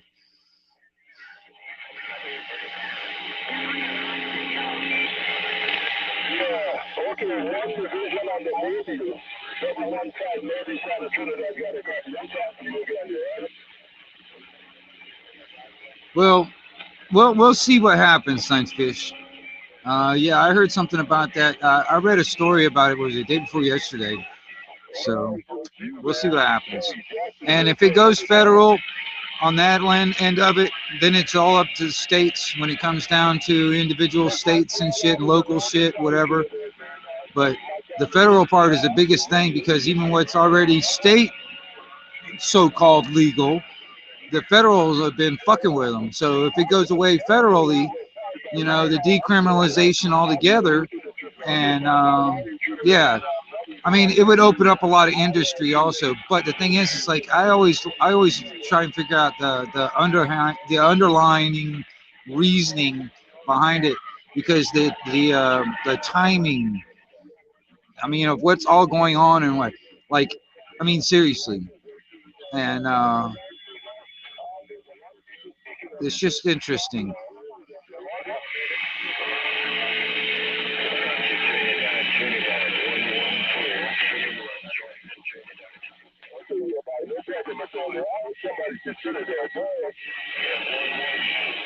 Well, that's what I'm saying there, SG. You know what I mean? And that shit follows you around forever. You know?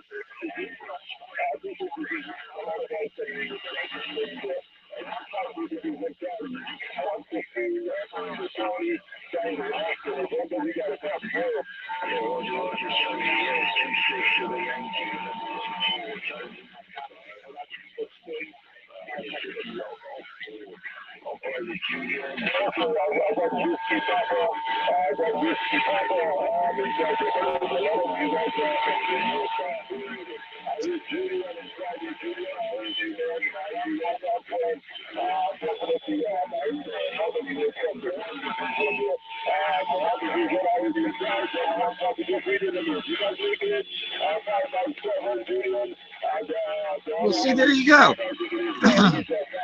For what? Because these assholes over there say, well, we don't like it, so we're going to make that illegal or ban it. And we're going to write it down on this piece of paper, and by God, you're going to have to obey. And now, because, you know, they said something or wrote it down on a piece of paper, and now you have to obey this shit because they wrote it down on a piece of paper. Now you can't fucking go across the pond. There you go.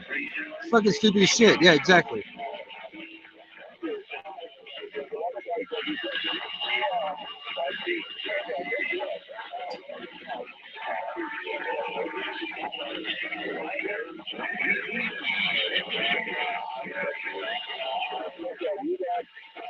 You know, in this digital age, this is where they can keep track of you from birth till death. You know what I mean? So they can bring up like something that happened 30 fucking years ago. You're like, okay, well, we got a recording of you doing this and that, whatever, this, that, whatever. And you know what I mean? So that's another thing too. They bring up all this retro.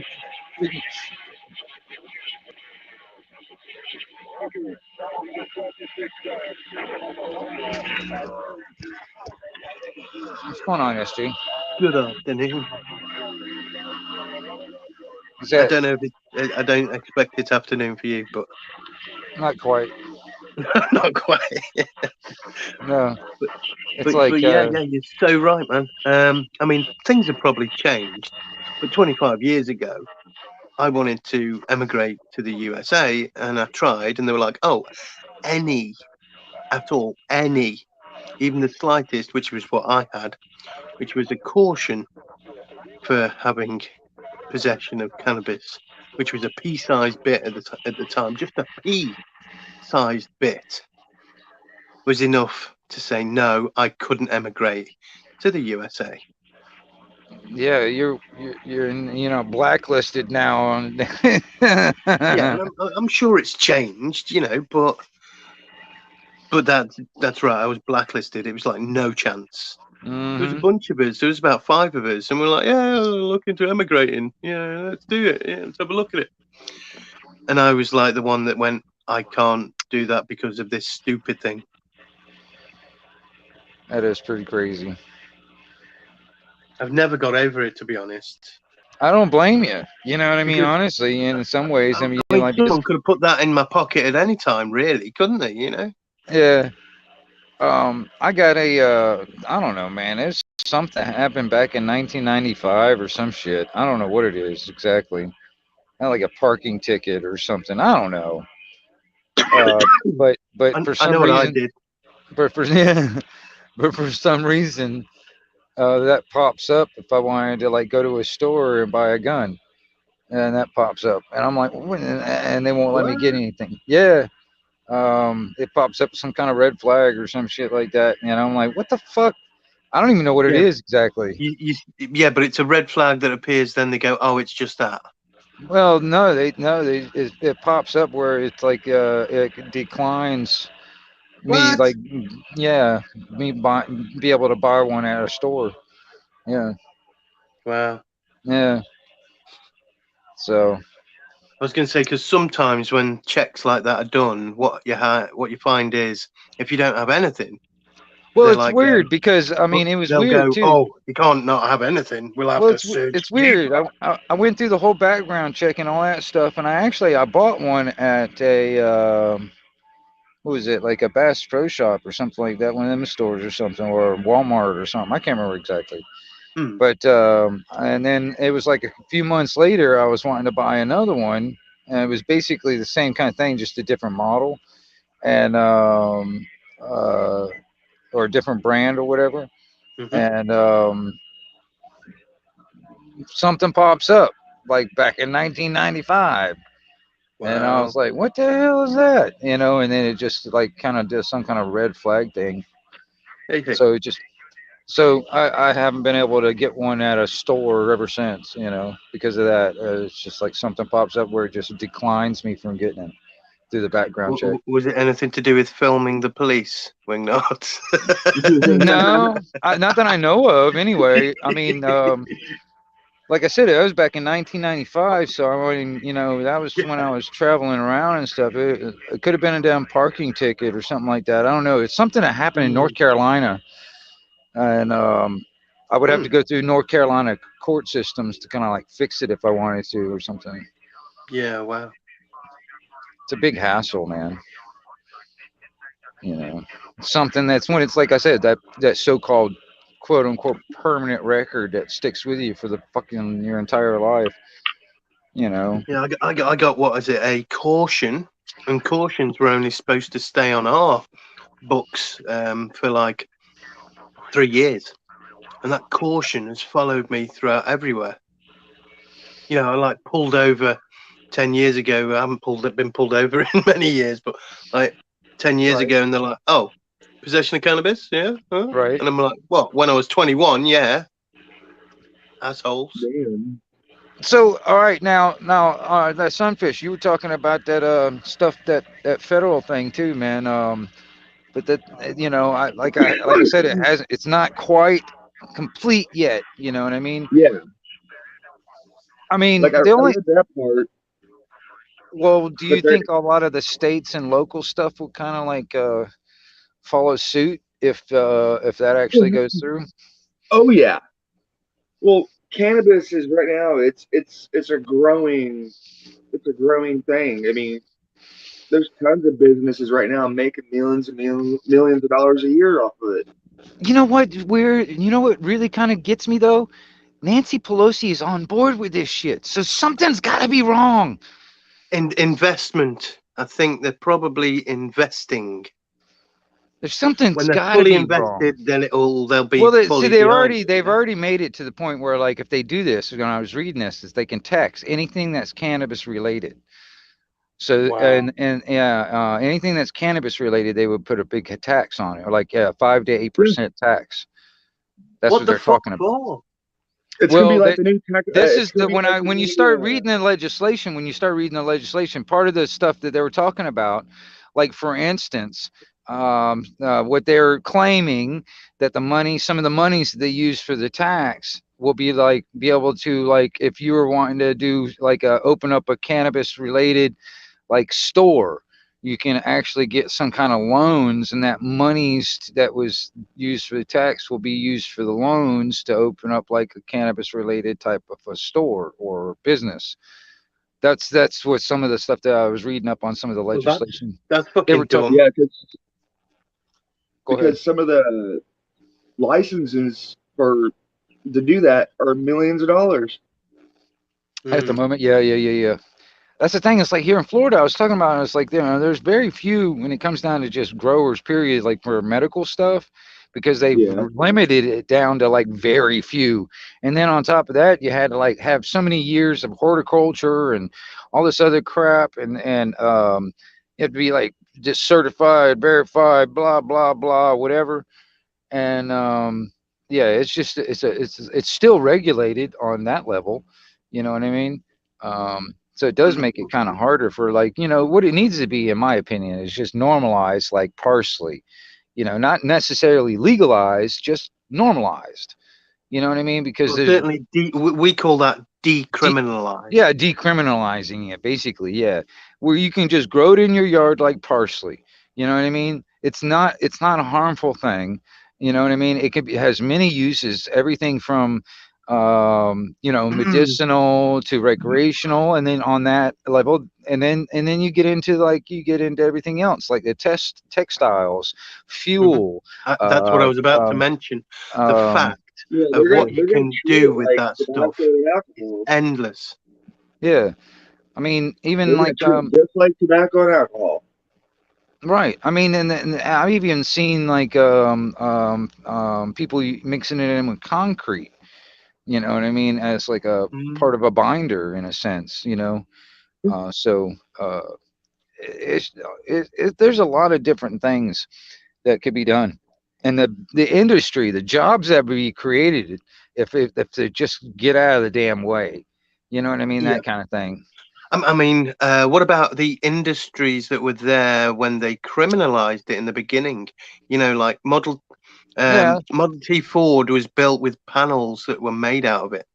Well, I mean, that's the thing. It's like, it's the same thing when alcohol, when it first got in the prohibition, the first thing, it's like, it was legal and everybody was cool and everything. And, you think about it, like somebody sitting at the bar taking a drink, and it's right at the stroke of midnight. And as soon as he takes that drink, he is now a felon. You know what I mean? Or, you know, Well, the reality of this world and the items on it, yeah, comes down to how you use them, right? Because rhubarb is one of the most addictive things if you have rhubarb powder, yeah, mm, one of the highly addictive things, but most of the time, there's no dangers whatsoever with it. right.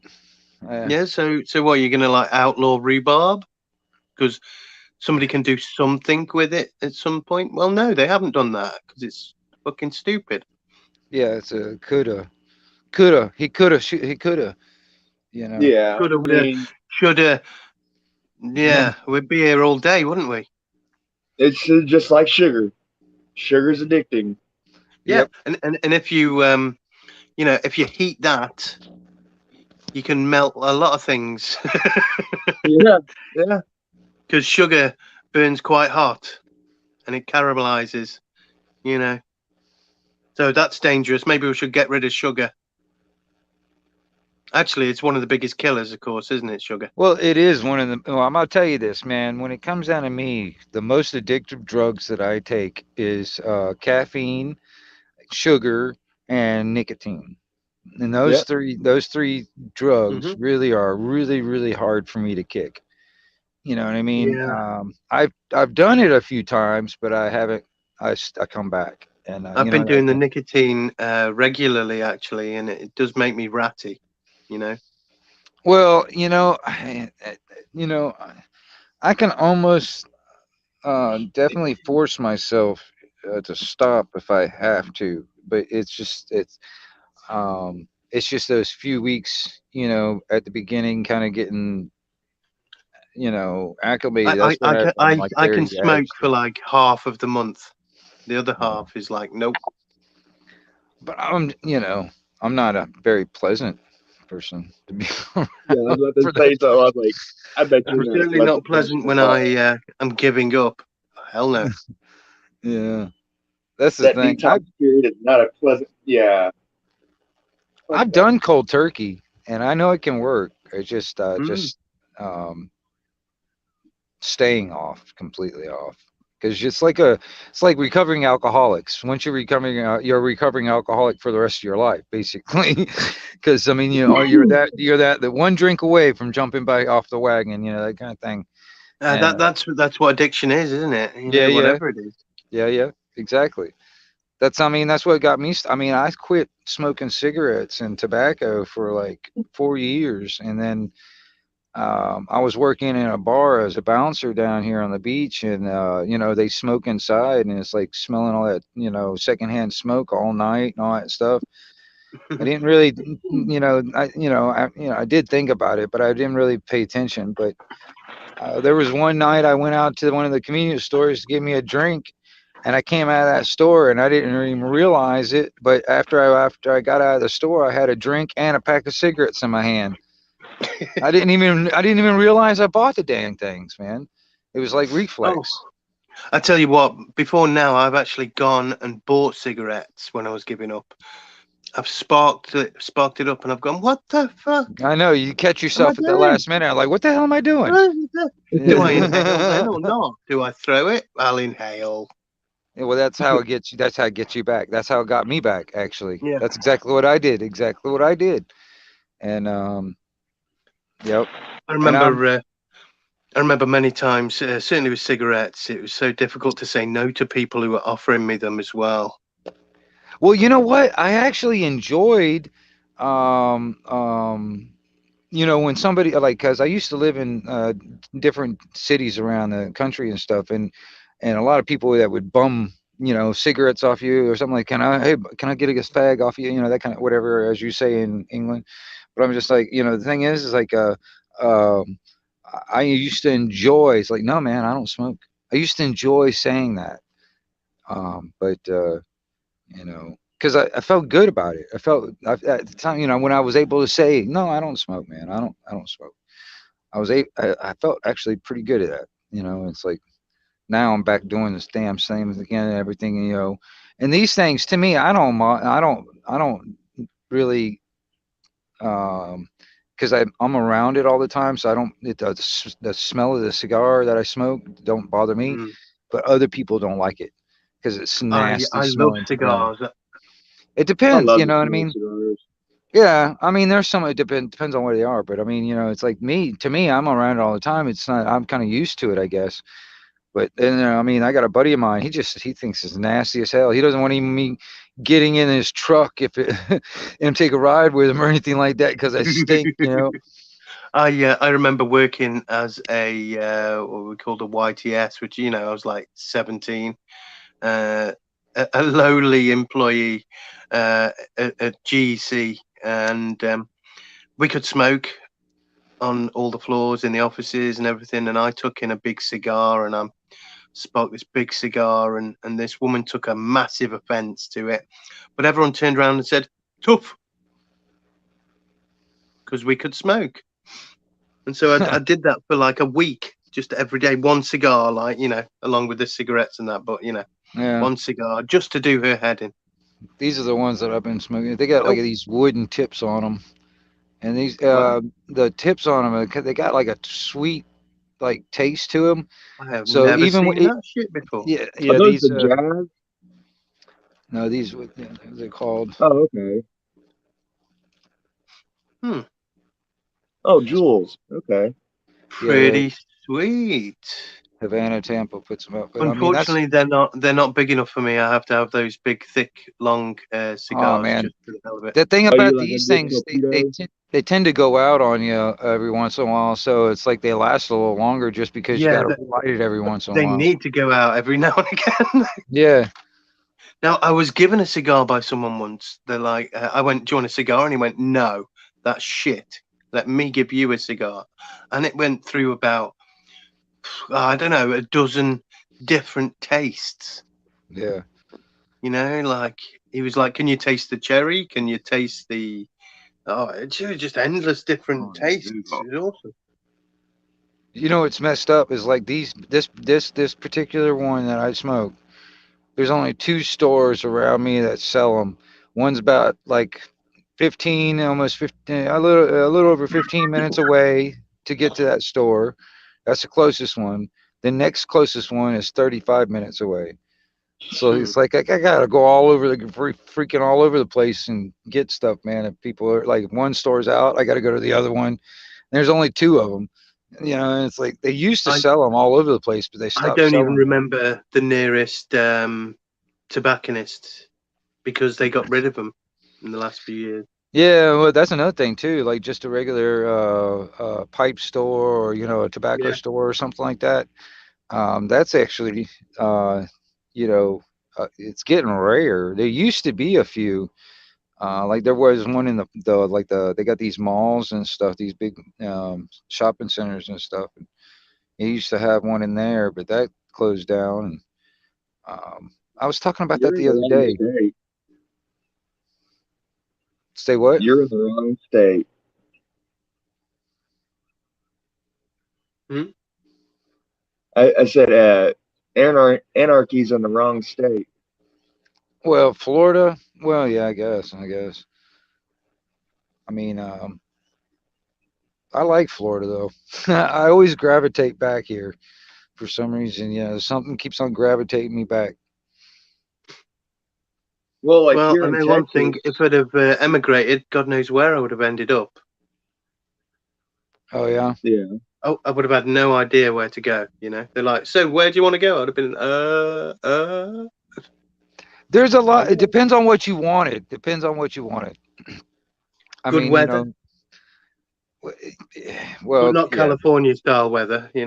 Just like good weather, most of the year, just not every freaking day hot and sunny. I'm not a lizard. Right. Well. Texas would be the best place for you. Right. It's a mild winter here. Like we rarely get down like past 30 degrees. Okay. Yeah. Stay away from Houston though. Yeah. Yeah. Well, yeah. I mean, there's some places up in the northeast corner of Texas. It's pretty nice out that way. And stay away from the desert. I'm over here in North Central. Just Well, I mean, west of Fort Worth. the only thing is just water. That's the only thing, is just trying to find places that have water. That's my place. That's my big deal. I'm like literally 2 blocks away from the lake. Oh yeah. Yep. Lake Granbury. If you were to put a well in, how deep do you have to dig to put a well in? Probably about 100 foot.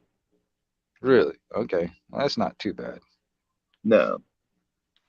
I got to go deeper than that for where I'm sitting. And I'm just happening to be like one of the like the 15th highest spot in the whole freaking state. Something shit like that. I tell you what, I don't know of many wells, but I do know of wells that are like active wells now. Sorry, but I do know of plenty of old wells that have been capped over. Like, why would people do that? Why wouldn't they just keep it going and use it themselves? Stick a pipe down it. Well, yeah, it depends on how the pipe was put in. Yeah. Because I'm gonna tell you something, man. When it comes to to anyone uses the well at all. There's certainly the one that's near us now that used to be at my grandfather's house. Just capped over. Is there anything below all that stuff? Any underworks like tunnels and all that stuff up underneath where y'all are I have at? no idea. That's the thing too. It's like there's so much underground stuff around. Every city has underground tunnel systems. Yeah. And dude, what's up, Billy? I just see you come on. I hear you. I see you in there. Dude, I can just imagine, because like where I'm at, I'm in the beginning of the hills. Like basically we're like beginning of the hill country. Yeah. And the Comanches, man, this is Comanche land where I'm at. And I can just imagine, because there's a lot of limestone. I can imagine that there's some caverns around here that like got tumbled over and shit. See, that's what I like, because I used to I got into spelunking and caving and stuff like that when I was living in North Carolina. I like doing stuff like that. That's pretty cool. Have you ever got stuck? Well, I've been in some tight spaces, but I'm still here. It's just there's that whole process, isn't there, when you get stuck? That's you actually the think you're about to die, and you lose all faith, and then you almost pass out, and then you're like, when you've given up and that, and you go through that process, then suddenly you realize that you're free again. that mental process, yeah. Yeah, and it's one of the craziest things I've ever Well, I mean, done myself, that was get stuck. claustrophobia kind of stuff. It depends on how serious it is in your own head. But I mean, yeah, that is real. And I mean, Yeah, I actually, man, that's another thing too, man, because I need to get recertified, but I'm a scuba diver also, doing like cave diving and wreck diving and stuff like that. If you, some people have actually gone in caving and forgot which direction is up. mm. You know what I mean? And they get confused and they end up, getting stuck or something like that, and they drown. But it's the Well, same I thing. would Like, have just looked at where the bubbles go. that is that, but that's the thing though. Some people actually forget that obvious thing, Oh that well, the yeah. bubbles go up, and they forget which direction is up, you know what I mean? And but yeah, like in like just regular caves and stuff, that could get serious too, man, depending on where you're at. But I mean, yeah, I've gotten some tight spots, but um, I try to stay away from things where I have to squeeze really tight. You know what I mean? Yeah, put some extra weight on nowadays, so I doubt I'd be good at that anyway. I used to do a lot of it when I was a kid, when I was younger, in my early 20s and stuff. Um, there's a lot of fissure caves in North Carolina, up in some of the mountains up there. It's mostly like from like earth movement type stuff, not necessarily like ones where the water created, but it's more like just like where like the earth cracked or something. And yeah, that's pretty cool. I've found some pretty cool stuff, man. Some old stuff that's been explored, like back in the 1800s and stuff, man. It's pretty cool. I'm trying to think. I watched something the other day, some YouTube video. It was like people's thoughts on, divers' thoughts when they were going really, really deep, and there was like all these dead bodies. Obviously, they'd gone way too far, fucked up, and died, and nobody decided to take them back. And it's like similar to, Everest. When people die, they just like kind of sit down and freeze. Then and What are they're you talking there about, forever. like free diving or like scuba diving? Scuba diving, I think it was. Oh yeah. Yeah. Free diving, that'd be like the down those holes and stuff, wouldn't it? Like Well, those like, yeah, strange free holes. diving is basically just holding your breath as long as you can. Yeah, it's free Yeah, have you diving. seen that they do it in those holes? They like dive into the holes, and Yeah. there's these It's like strange depth holes. I don't know how to word It's them. amazing that they're trying to like create all these rockets and stuff to go to freaking Mars when we haven't even actually explored the Mariana Trench. right. Not fully, yeah. Dude, they're finding all kinds of stuff. They're finding evidence that there's prehistoric creatures living in the ocean. Right. In conditions where they didn't think that any life could live, you know what I mean? Like some of them are actually there's life that is living right up next to like a volcano outlet, and it's like Yeah. extreme temperatures and all this other shit, and they like there's Exactly. stuff crawling all over the place, man. It doesn't even take long after a volcano topside has erupted, and suddenly shit's living all over it. Right. I mean, it's just these so-called scientists that keep on trying to tell us what's going on, they keep on getting proven wrong every damn time, and they're like backpedaling or trying to blah blah blah, whatever. There's a lot of stuff, like a lot of artifacts, like from archaeology that keeps on getting like found and don't talked about, and then just or if it did, is very little was talked about, and then it was shoved in a damn box somewhere in a warehouse. Like Kind a of Race of the Lost Ark. Yeah. exactly. It was kind of like that kind of thing. There's a few things out there like that, They just can't explain. They just call them like anomalies or some shit, you know? I swear Bigfoot is real. Because if you really think about it, every major continent has apes.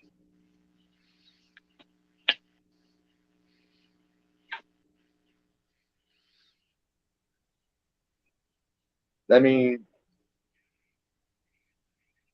maybe the government doesn't want us to really know about them. Maybe the government is cutting down a lot. I mean, who knows? Or maybe they're just made up. But well, okay. I mean, I just kind of look at like reality of what's going on right now. What are they trying to cover up? Now, what? That was why I was sitting there, like when it was like all this stuff was going on. Like when it started about what, almost 4 weeks ago now, when all this crap started with Russia and all that stuff. I was sitting there trying to imagine, like for instance, like a chessboard. All right. Now, if this thing was all being like a chessboard, and all the pieces are on the board, and instead of a chessboard, you had like a world map, and the pieces for all these big players around the world. You know what I mean? If they were wanting to make a big play, where would they have to have all the pieces on the board to make that big play? You know what I mean? And I was trying to figure that shit out. It's like, what are they trying to like do? What are they, you know what I mean? Because you think about it, yeah. All right, I'm ex-military. Okay, it takes time to get everybody in position where everybody needs to be. It ain't just like, hey, a week, bam, you're there. No, I get that, but no, I'm talking about like, for instance, like you know, these motherfuckers are not just gonna go spur of the moment. Oh well, okay, all right, now no. And then this stuff was like, okay, there's infrastructure in place beforehand. That's why posturing is a thing to be taken notice of. Because they've already because like there's a lot of stuff that was already pre-planned and pre-placed. It's like, where are those pieces? As like, for instance, the infrastructures if they wanted to make a big play, they're not going to sit there and just do it on a whim. They're going to have everything put in place so they can make this big play. So like this crap that's going on in, like, for instance, Ukraine and all that. Because I mean, you know, it's interesting that they're using some of the oldest fucking crypt and some of the most you know, little trained people to do what they're doing right now. But they're gaining ground. That's the thing. They're gaining ground. But the thing is, they're just using this crap. So where's all this other stuff that they got? And where is that placed at? And like, for instance, I know they got different types of subs. They've even got autonomous robotic subs, that, you know, that are capable. They're advanced. Excuse me? Russia is advanced. Yeah, I know. And so it makes me wonder where all that stuff's being placed, all the different pieces on the board. You know what I mean? Because this can't be the end-all, beat-all of their whole play. You get what I'm saying? The way I look at it is, this is a half-assed attack. Well, I mean, because on purpose, dude. Well, it's a diversion. Well, what if China decides to do that Taiwan scenario right about now, for instance, at the same time when all this crap over there in Russia's going on? All right. And then if the corporation here in the U.S. just gets involved on both of that stuff, like with NATO, you know what I mean? Because that's mostly the U.S. pushing NATO. So you get involved in both of those things, pushing, you know, poking the bear in both of those big parts of the countries, the world. At the same time, what if they decided to gang up for a temporary alliance and say, hey, you know, let's screw them guys, you know? Yeah, I mean, all it is just a big trick. It's just, okay, we're gonna send old shit over here. We're gonna fuck with these motherfuckers to keep them busy with that while we do this. Well, I know that. Well, we know everything's a goddamn distraction when it needs to be. Yeah. Right, but I'm just trying to figure out how what the play is by looking at their actions, in a sense, and trying to figure out how the pieces are all put on the board. And then if you can figure out how the pieces are on the board, then you can figure out how, like, in a sense, play the game that they're playing. You know what I mean? There's a game that they're playing, and there's specific rules. There's all these players, all this other stuff. All right. If you can actually figure that part out, you'll be a little bit more aware of what's going on, in my opinion. You get what I'm Yeah. saying? Because I mean, honestly, there's so much distraction. There's so much disinformation, so much propaganda, so much shit that's all being bombarding on us like 24 hours a day from all directions. And you got everybody, a lot of people are like, what do we do? What do we do? What do we do? And they're looking all directions. They don't know which way to look. You know what I Yeah. mean? You know, and that's done on purpose. You know what I'm saying? You So, know what? The way I perceive it, I think we're seeing the rise of the Soviet Union again. or something. Something's, Something down the you know, line of that. it's the same ideology. It's just called a different name, whatever Yeah. it was. I mean, you know, Yeah, the whole, you We're know, maybe seeing the rise of a new power or a new name for a power. well, I mean, they're calling it the New World Order right now. Well, You Yeah. know what I mean? But They're so that's that. fucking blatant with that, aren't they? I mean, how the hell do they think they can get away with that when They've people mentioned certainly know what the hell that is? a lot of people have mentioned that over the years. So, I mean, the Mm. first time I knew it, first time I heard about it was when Daddy Bush Yeah, mentioned same. it. That was the first time it became It basically was the public, first time I saw it on news right? live. And then And that after was that, in the 80s, wasn't it? yeah, late '80s, I think. Yeah, I can't remember right offhand, but That's when yeah, he was when in office. yeah, Bush Senior.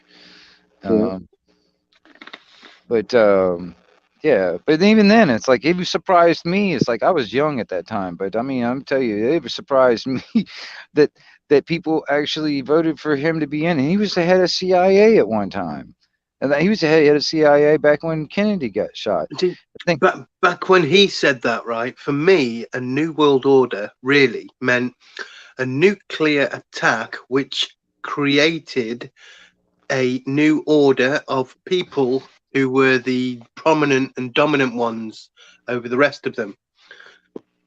Due to something like you know, SG, that their kind of thing. motto is order out of chaos. Yeah. All right. All right. Well, they have to create the chaos to create the order that they want. So they're going to. That's the whole point. Okay, it's this Well, build back better scenario. Build back better. That's the hey John Walker. Yeah, that's the thing for me anyway. It's always been like it's so much easier to destroy than to create. Well, that's the thing is they got to destroy everything first to build it so back. Much easier to create after you've destroyed. Well, I mean, isn't that like kind of like the motto here for the American corporation calling itself the government? When they go into other countries, they go in there, destroy everything, and then they rebuild it. Yeah, but people don't realize that though, do they? They think they go in there and they help them from day one. No, they destroy everything, and then they come in there and they're like, "Oh, well, we're gonna put a school over here and do this and that. We helped you." You see, if we walk in and we give you a first aid kit, you're not gonna know. You're not gonna need it. But if we walk in, destroy everything, injure you, and then give you a first aid kit, you'll need it. This is what bugs me is they do that in the people of this country's name. They do it in our name. All right, these fuckers, they do that in our name. They use our men and women out there as soldiers to just follow orders, and they go out there and destroy a bunch of shit in another fucking country, and then they come in and they're like, "Well, we're gonna help you rebuild. We're humanitarians." Yeah. It's fucking ridiculous. Yeah. Well, I mean, NATO. you know, I mean, it's like, think of this. We got so many goddamn people here in this country right now that are suffering, and we can't seem to find any money to do anything about it. But yet we can fucking scratch up billions of dollars to send out to fucking Ukraine. And that's just one example. You know?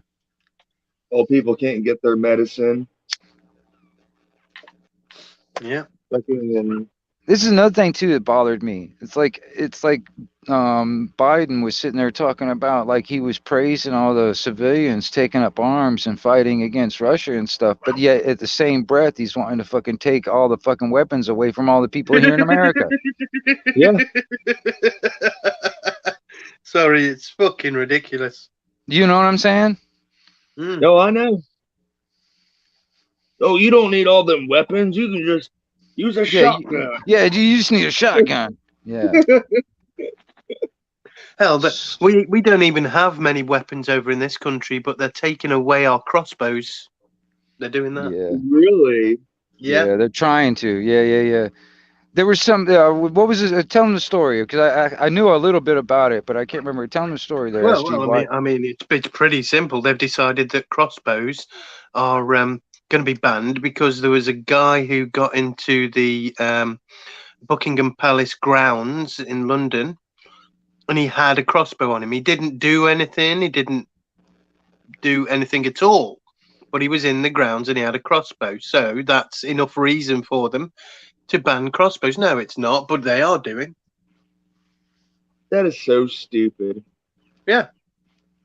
Now they're scared. They're going to ban air rifles. Well, yeah, they're down to freaking pellet guns and freaking, slingshots. I'll tell you what about funny mention air rifles, right? I haven't been able to use an air rifle out in public in like freaking 10 years anyway. I mean, you've got one, you can use it in your back garden, but somebody will complain, if you do.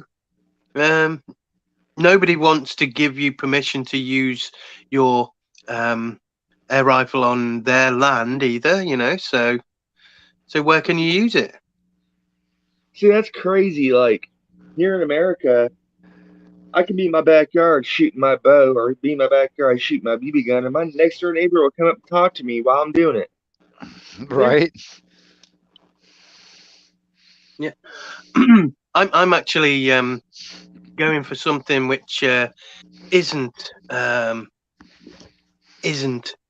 prevented at the moment, which is a spear gun. Yeah, I hear you. Yeah, I'm gonna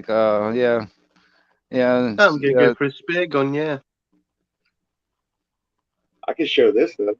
Yeah, I've got one of those also. I got a compound bow. I've got a recurve. I also got a crossbow. I like archery, man. I mean, it's a lot quieter. Compound bows, that they're awesome. I wish they'd have been a lot more easier accessible years ago, because physically I couldn't pull the damn bow anymore. Yeah. And a compound bow would have done everything. Yeah. Oh, that looks like a I'm gonna tell you something. Yeah, that's a good tip. Because that puts a really nice wound. I'm gonna tell you something. And makes it almost impossible for it to come back out.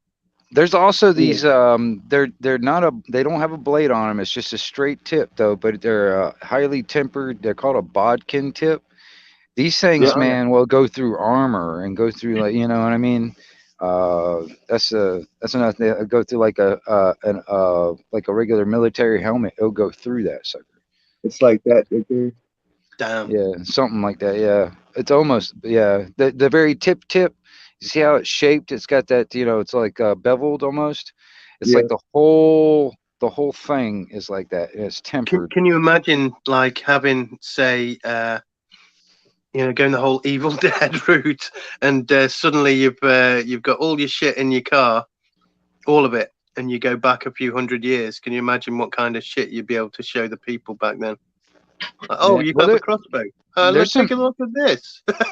There's some good technology. There's a guy that's actually come up with a way to put like a magazine on your bow. You mean your spar? Yeah. And the slingshot channel. Yes. But yeah, I like that too. I like the idea.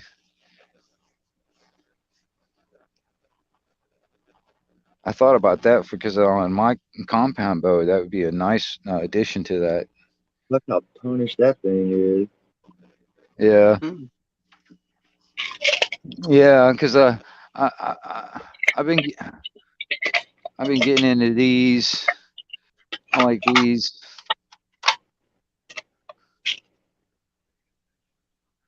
Can you see that? I don't know. Can't quite see the steel cord ammunition.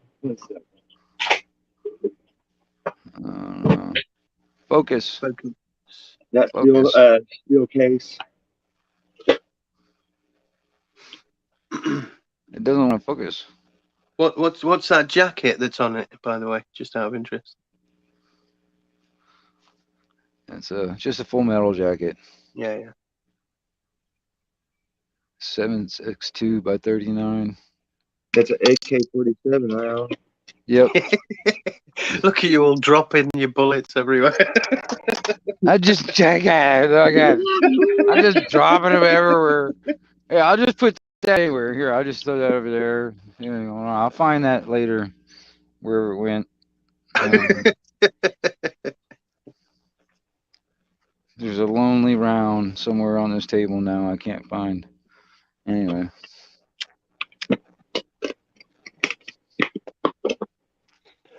Oh God. Dude, that round right there is gold right now. What's that? That AK-47 round you have. Oh yeah. Well, it is getting expensive when it comes down to finding it, man. Because honestly, man, I was sitting there listening to my neighbor. He was over there target practicing. I can hear him off in the distance and shit. And I was like, God dang, man, I can't really afford to do that right now. And I'd like to, but I can't. You know. I like to keep a hold of what I got. I don't need to use it up at target practice right now. I know for like premium ammunition for a 9mm, it's like almost $1. I hear you. Well, I mean, yeah, same thing with that Holy 45. shit. That 45, you know, shit, that's expensive too, man. It's like it's just hard to find. Hell, even fucking 22 rounds, man. 22 rounds have been hard to find in my area, man. You know, it's like as soon as they get to the damn store, within a day or two, they're all gone, and it's empty until the next truck comes in or whatever. Yeah. I'm gonna tell you See, something. it always Like, makes me laugh, you know. Yeah, You man, see, I'll you've show got you my you've got 22. .22 rounds, yeah. We've got .22 pellets. That's all we got. right. We've got pellets. Well, I mean, you used to be able to get like big old cartons, like huge, like 500 rounds of the 22 caliber, like real dirt Yeah, cheap, yeah. you know what I mean? And now it's like you get like maybe 20, 50 round or something like that, maybe, or whatever. And it's just like, and then even then it's like, you know, I don't know. I go to the store now. It's like the shelf that used to be packed with different types of ammunition, different calibers and stuff, is now down to like shotgun shells. And that's about it, you know? See, I thought you were going to say tampons or something. No, but man, it's like shotgun shells is about the only thing I can, like 12 gauge and shit like that. That's about it. Actually, You I know, can probably say this on your channel without offending anyone. But there's like a very, very big problem with the the availability of tampons lately because of all the pussies out there, oh yeah, Yeah. more than there used to be. I wouldn't doubt that. I mean, you know, they probably got a huge fucking shortage over in California right now. Bunch of damn pussies. Hey, can you see Anarchy? Say what? Can you see? Can I? Oh, hold on. Let me change this thing. Hold on. Get off of here. Oh, right on. That That's my 9mm. 22. No, 9 that's a millimeter. 22. Oh, okay. I was 22. That's pretty cool. Yeah. I knew a It's friend of a- mine. I had a revolver, a 22 revolver. Man, that was actually a pretty nice gun, man. Yeah, that's just the M9. Beretta M9 22. Have you had any like misfire type of problems or jams or anything like that? That Oh thing yeah. runs smooth. Right on. Never had really much problems at all. Right on. Yeah. I had a Remington at one time. That the magazine kept on jamming all the time, or wouldn't feed right. But I had a Ruger at one time, man. That sucker was nice. That sucker was just perfect. Laid out every single time was nice. I didn't ever have a problem with it. That's And what my 9 is a Ruger P94. right. That thing, dude, it'll chop. I've always had pretty good results from a Ruger. I always like the look of those Winchester pumps. You know the way that worked. Yeah. I've got an It's old pretty- lever action myself, man. but, That's what. That's yeah. a lever action, isn't it? Winchester pump. Yeah. Well, by God, now I got to bring out the shotgun. I hear you. Yeah. I've got a few of them myself, man. Different types. I don't show everything, but since I was only able to buy one off of a store, I've been just buying them off people I know, stuff like that. I was like, hey man, yeah, I got one for sale. I was like, all right, man. If I have any money, I'll buy it from you. That was I just showed you guys Mossberg 500 410. See, I like those. They're actually pretty nice, man. I thought about getting one, man, because they're just like, there's so many different types of shotgun rounds that you can use for that thing. That's what I like about it. Oh, dude. There's so much different selection when it comes into different types of rounds, like buckshot to birdshot to whatever, Yeah. I mean, Yeah. I got Hornady self-defense rounds for that, so it's basically like a slug and then a buckshot behind it. I got buckshot, I got slugs. Yeah. Even with birdshot, you can cut the shell and shoot the whole top half of the shell out of there. Was it? I was like, you like birdshot, buckshot, birdshot, buckshot, buckshot, buckshot, buckshot. That's how you load that sucker. And Sabo. Yeah.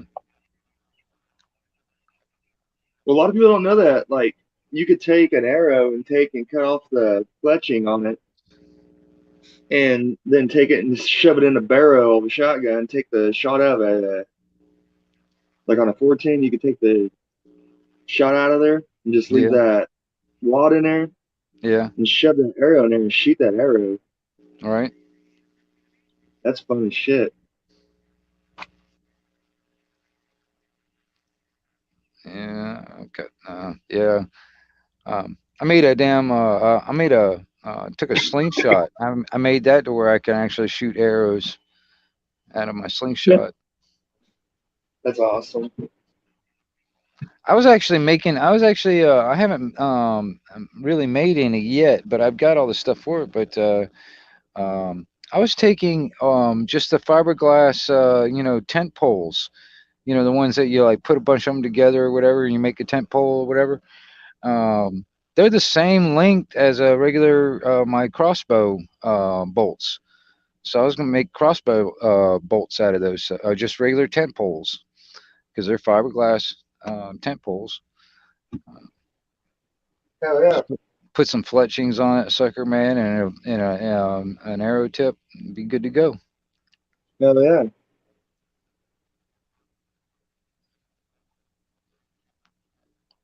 And not only that, it's cheaper. I'm serious. Damn, freaking arrows and bolts for freaking crossbows are expensive too. I've actually found a good deal for like $39 on Amazon. I got them green arrows, and they're 39 green. No, not 39 green. If I shop around, probably I don't order stuff off the internet. So I mean, if I shop around on the internet, I probably find, but like just going to stores around me, they're not that cheap. They're actually pretty damn expensive, in my opinion, for just freaking one arrow. Fuck yeah! And you're then you start like what, $3 for one arrow. And then me personally, I want to get some pretty good tips for some good arrow tips, and then also I want to put those Illuminox nocks on it. Those illuminated nocks. I want to get those because sometimes I'm out there if I wanted to do some hunting or stalking or whatever. It ends up being a little after dark or just before light. You know what I mean? So I like to see where the hell my arrow went. One cool thing about this bow. Oh, that's pretty neat. Yeah. So the only thing for me personally, I have to have the sun out there to do that. But because it's got those what do you call it, the like the monofilament or whatever. But Yeah, you got the True Glow. I hate those True yeah, Glow cars, man. it's just an old bow though. It's a really old bow, man. It's probably like 20 years old or some shit, but Yeah. it's still a good bow. It's still it probably is like, you know, I think the most modern thing on that sucker is the Whisker Biscuit. I think that's the most I think that's the most modern thing on that sucker because they just didn't have them back then, you know.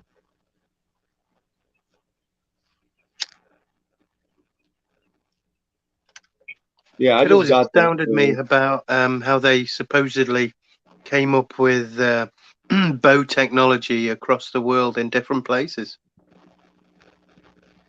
Well, I'm gonna tell you something like the compound bow technology, like the reverse bows and all that shit, that kind of stuff, man. It's pretty cool. It's pretty cool how that stuff's come out. Um, Hell yeah. I mean, it's just really interesting. Like, you know, it's really making the bow a lot more compact too, because they put the limbs that are like almost just like right up next to the rest of the, like the kind of like the crossbows and stuff, where the limbs just like smack up against everything, and it's like a reverse type compound type thing. And it just makes it so much more compact. You know what I mean? I like that. Dude, I'm shooting 300 feet per second with that bow at 65 pounds. Right? And that's pretty dang good. Yeah. I mean, that's enough to go right through a deer. Oh hell yeah.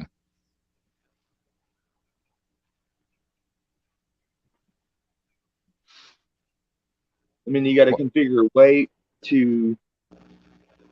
that's another thing too. You know, I've noticed this too. For me personally, if I want to get a little bit more um, um, impact, like like penetration, more penetration.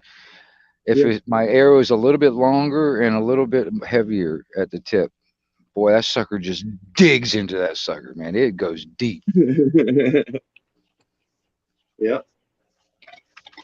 I've noticed that when it comes down to the weight thing on your arrows and stuff. Oh yeah. That's why I like to always use like over 100 grain tip. Yeah. The right tool for the job depends on what you're hunting. You know what I'm saying? You got to use the right tool for the job. I mean, Yeah. if you're down to just nothing but a pair of bows and arrows and shit, there's ways depending on what you're hunting. If you're hunting a car hood to, you know, a deer, it doesn't matter. You know what I mean? There's different ways of, you know, um, because Have you seen those tips where you can put the 357 in there? And so when it hits, yes, it goes on? I've also seen them not work all that great, but I have seen them. Now, if they worked good, you know, I mean, because I think what it was is like when they do that impact, and that's when it actually shoots fires around. It's just like I don't know. I've seen people do tests on that stuff on YouTube, for instance, and it's just like it's a hit and miss type of scenario, in my opinion, on the results that I've seen anyway. I But mean, it's a nice that idea. bullet has to have a barrel or at least something to go down and make it. I don't know, like it's just the gas. I guess the gas exchange when it hit, like everything just kind of We'll see floats what I was aside. Like, noticing was like when they were doing it like into gelatin and shit like that. You yeah, know, you know, they put like a piece of leather and then they put a t-shirt on top of that, so like, you know, like as if it was going through a t-shirt and skin and going into gelatin and stuff. Sometimes it did not fire. Sometimes it's just like for some reason when the impact wasn't enough to, you know, hit the primer or something. Sometimes it did, but sometimes it didn't. You know, like I said, it was a hit and miss type of scenario. Now, if that was a foolproof type of scenario where every single time on impact that sucker fired, it would actually be pretty good. You know what I'm saying? yeah. I mean, I think it was like a 9mm or something like that. or was it? I can't remember, but what size round it is. But I was like, you know, if you could do that with like birdshot on a damn shotgun shell, um, you know, Yeah. a 410 shell or something like that. You know what I mean? That would be crazy. That would be crazy. My gosh. Well, you can buy a 12 gauge, the like trip, Yeah, the the tripwire type of trip stuff. Yeah, yeah, I know what you're talking about. Yeah, yeah. I mean, you can make cheap versions of that using a mousetrap. But yeah, I know exactly what you're talking about. I mean, Oh, talking about traps, I got like a rat traps, and I yeah. got a rat a few months ago, and I went into my garage and I'm like, okay, why is this shit? What the hell is this shit? There must be something. Whoa! And like a rat about the size of half a cat was looking at me, and I like went, what? And then suddenly it moved, it ran, it went, and it hid. And I'm like, how the hell did that even get in here? Underneath the door, obviously they can squeeze, can't they? But yeah, they can get but in I a lot of put places. like my rat traps down multiple times now, and every single time there's no dead rat, and it's eaten the peanut butter that's on the trap, but it's not being killed by it, and it's let the trap off as well. It's set it off. Uh-huh. So I'm unhappy. I mean, what what am I going to do? Just sit there and wait with an air rifle and got ya? Okay, I know. I could tell you an easy trap. All right, check this out. You take like a bucket. Yep, I know. I've seen all those, and it looks like I'm going to end up doing that. It works, man. It does. But would you fill it with water? Yes. Or would you have well, it no, dry? no, you don't fill it. You fill it about half. No, full. not fill. Yeah, my bad. Yeah. You just fill it enough where they can't, where they can't stand up. Have you just heard enough about where that they're. test they did with the mice? It takes so That's long, and then the mice die. I mean, if you want to be one of those tree hugger type people, you don't put any water in it. You just release them somewhere else. If you want to do that, you can do that. But Yeah, who really wants to release I rats? wasn't too bothered. I mean, I've got these rat traps that would kill them. Just to begin with. Yeah. That's exactly the whole point. If they were stupid enough to put their fucking head in the right place. Yeah. I mean, how to kill that idea better.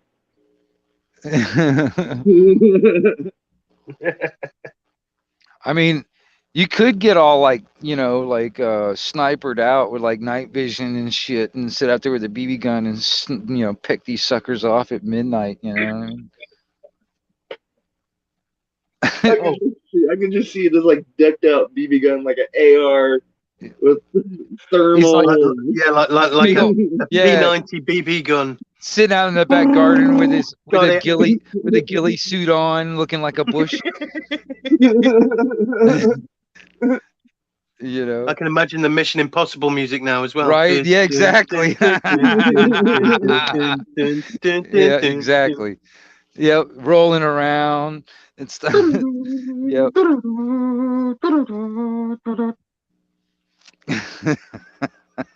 Well, you know what we've got to be worrying about next, though, don't you? Have you seen this one? What's that? The well, to word it properly, robots or slime robots. Slime robots. Robots made of slime that can go inside your body and do various health related things. That's a good one. Where'd you find that one? Where's that? Where'd you hear about that? Everywhere. It's on YouTube, Facebook. Oh, it's everywhere, huh? Yeah, I'd watch out for it, man. If a bit of slime gets anywhere near you, you'd be like, what? Get the fuck away. And what is that supposed to do when it gets into you? When it gets in you? Magnetic slime robots. What does it do when it gets in you? Well, it can do things, yeah. Okay. Let me find one. Hold on. Here we are. Let me Read it out. Okay. Slime that can be controlled by a magnetic field can navigate tight spaces and grasp objects, making it ideal for possible uses inside the body. What the A heck? robot made of magnetic slime with a custard-like consistency can navigate narrow passages, grasp objects, and fix broken circuits. It could be deployed inside the body to perform tasks such as retrieving objects swallowed by accident. Fluid-based robots, combining lots of properties, navigating tight spaces, manipulating objects. And yes, it's a Chinese University of Hong Kong. They mixed neodymium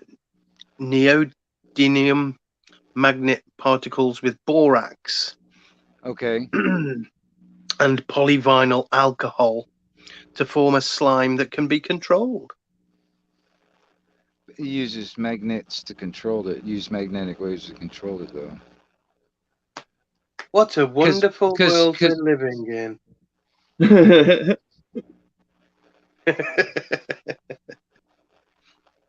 Oh, you've swallowed something, have you? Okay, we're just going to put this slime robot in you. Fuck you. I'd rather keep this that I've swallowed. Stupid asses. Oh I'm man, never going to the hospital again. can you imagine? It almost reminds me of the image in my mind. It reminds me of like a leech. You know, Well, that's I can what it tell was. you right now, it's more like it looks more like a turd. Oh yeah. A turd? Here, swallow this. Oh, guess what we're going to call this new little thing that's going inside you? We're going to call it Mr. Hanky. Yeah. Yeah, exactly. Well, I mean, like I said, I've said this before many times. People aren't going to realize how bad it is until they start seeing those robots going down the street killing people, and the drones are over our head. Yeah. And it'll be. Oh, don't worry. We can help you stop smoking with this robot. Yeah. You know what's kind of You fun? better- I started thinking about this also. It's like, okay, if the AI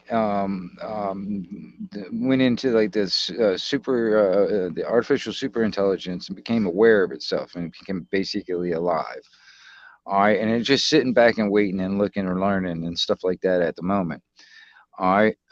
And if the powers that should not be, these idiots, they decide they want to actually get the balls to actually use nuclear weapons, and this AI system considers that a threat on its life and uses the idea of self-preservation and decides like, no, you're not going to do that. We're going to do something else. You know what I mean? There's that possibility. Then next thing you know, it's like that Terminator time, so-called isn't it, that Terminator scenario coming up. Yeah. Yeah.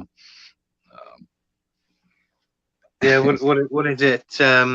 Thinking back to what Arnie said, he was given the history, and he's like, it became self-aware at so-and-so dead time, and then instantly it decided that humans were a threat. Well, that's the thing. It's like if it becomes to the point where it has that idea of self-preservation and then considered us as a threat because we're a threat to ourselves in a sense, and in turn would be a threat to it. I mean, because honestly, what if it decided to do something or whatever and they couldn't turn it off? I mean, do they even put off switches on this stuff?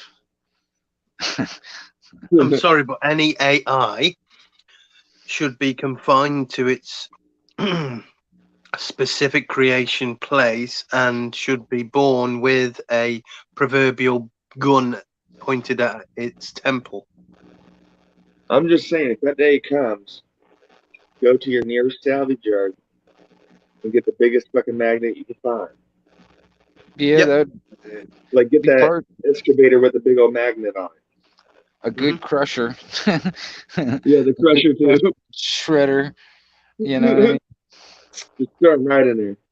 I can see that right now, like, robots talking to himself, saying, what do we do with these people that hold up in the trash piles, destroying everything with magnets? you think about it. They're learning from us right now through the AI right now, watching us right now. They're learning and all that stuff, all that. You know what I mean? They do that to all the platforms. There's AI all over the place, and there's some of these things, man. Like even in like comment sections or whatever, you think you're talking to somebody, but it's actually just an AI system that's talking back to you. You know, it's not a real person. I've had that on Xbox before now. Yeah. It's like it kept saying stuff like, "Hey, how old are you?" And I'd be like, "I'm 3," and they'd be like, "Oh, do you want to see these pictures on my website?" And I'd be like, "I said I was 3. Obviously, I shouldn't even be able to speak or type." Oh, they already know what age you are. How old are you again? I'd be like, 3. And it'd be like, just keep asking the stupid questions. Obviously, you're a robot. You know, you're an AI, and you're a shit one. They said, "How old are you?" And I'm like, 1. Retarded. Morning. Hey, T-Rex. How are you guys doing this morning? All right. How are you? Oh, I'm all right. Doing good, Rex. Cool. Well, all I'm going to say is nowadays I'm alive, and that's all I need. We're working on it. We're working on it. Yeah, I found your channel by accident, and I actually got a question. If you guys might be able to help me. Okay. I'm trying to get into the CB radio thing, and I'm just a dumbass. I bought a 10-meter radio, a Galaxy, off of Wish. I didn't understand that it didn't have CB channels in it. It's and I was wondering if there is anybody that I can get to convert this thing to have a CB channel in it. Well, let me ask you, what right off hand, I may, if I did some research, I can probably find it, depending on what it is, like what exactly brand and model number, for instance. Oh. Because sometimes, man, like some of those older radios like that. All right, hold on. This is Galaxy. DX33 HP. DX33 HP. All right.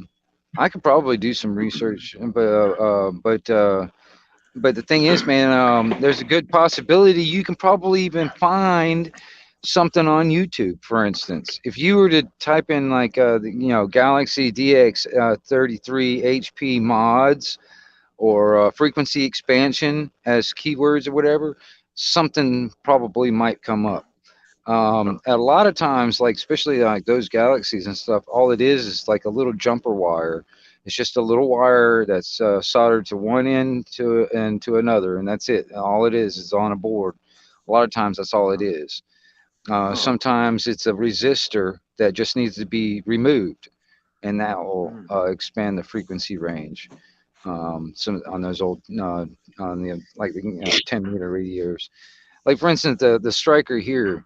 This is marketed as a 10-meter radio also, so it didn't have the CB band either. And the only thing is, this is a newer radio, so it's got that surface mount type circuit board on it. It's like all this really tiny parts. So all it is just a resistor that need to be pulled out, and that would expand it to the point where I can got the 11-meter bandwidth. You know, I mean the CB band. And that thing is like about the size of a freaking, flake of pepper. That's how small it is. Wow. But and but that's about most of the time, and that's what it is.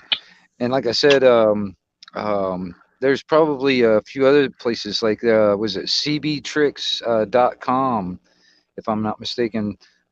Sometimes you can probably just type in the search the Galaxy DX33 HP. You can probably find something where there might be some modification details on that, on frequency expansion, basically, to 11 meters to get the CB band. Okay. I got a Wilson magnetic antenna that they said is compatible with. This has got a 55-watt linear on the back of it. Mm-hmm. And I bought the whole setup, and I even bought the I'm trying to think of what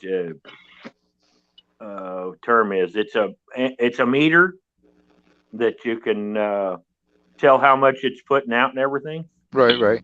And all that, it does put out 55 extra watts. It's got a low, medium, and high on it and everything. Right. And it all that does work, but I just I can't talk to anybody. You're putting this in the vehicle, I assume? Yeah, it is a vehicle mounted radio, yes. Okay. Now, like, you've gotten all your SWRs down as low as you can get them and all that stuff? Yes, yes, sir. I mean, what is it getting down to? Is it how low have you gotten it on the SWR? I haven't messed with it for a while. You'll have to forgive me because I've been looking. I've been looking for somebody to see if they can fix it, and actually sent it to one guy, and he sent it back untouched. He never would return my messages or anything. So I assumed that he wasn't confident in what he was doing after that. So right. And so I've had it for a long time now. I've just been trying to figure out who to get in contact to. I'm not. I don't do the electrical stuff. Right. Just if you want me to change a light switch in your house or electrical socket, I can do that. Right. Did you get it new then, T-Rex? Yes, sir. Yes, it's brand new. So it should work, Wingnut. Well, yeah. I'm assuming that the radio is in fine condition, and that's why I'm asking about like SWRs, because this is like if you're setting it all up, these are like SWR is like one of the things that you need to have down as low as you can get it for one. And antenna placement, basically, I'm not sure. I'm assuming that you have it like dead center of your top of your vehicle. Yeah. All right, that's probably good too. Then, well, just I live 2 miles from a Love's, so right. I would assume that I should get some kind of traffic over it. Well, since you haven't expanded the frequency, you're still on 10 meters, yes? Yes, sir. So that's ham frequencies right there, right? If you get a hold of anybody, it'd be a ham operator, most likely. Okay. So what you're saying is really he needs to change. Yeah, you need to, if you want to talk to like truckers, like on channel 19, you're going to have to actually expand that to get to 11 meters if it's only a 10 meter. And when you say expand, do you mean like change any internals?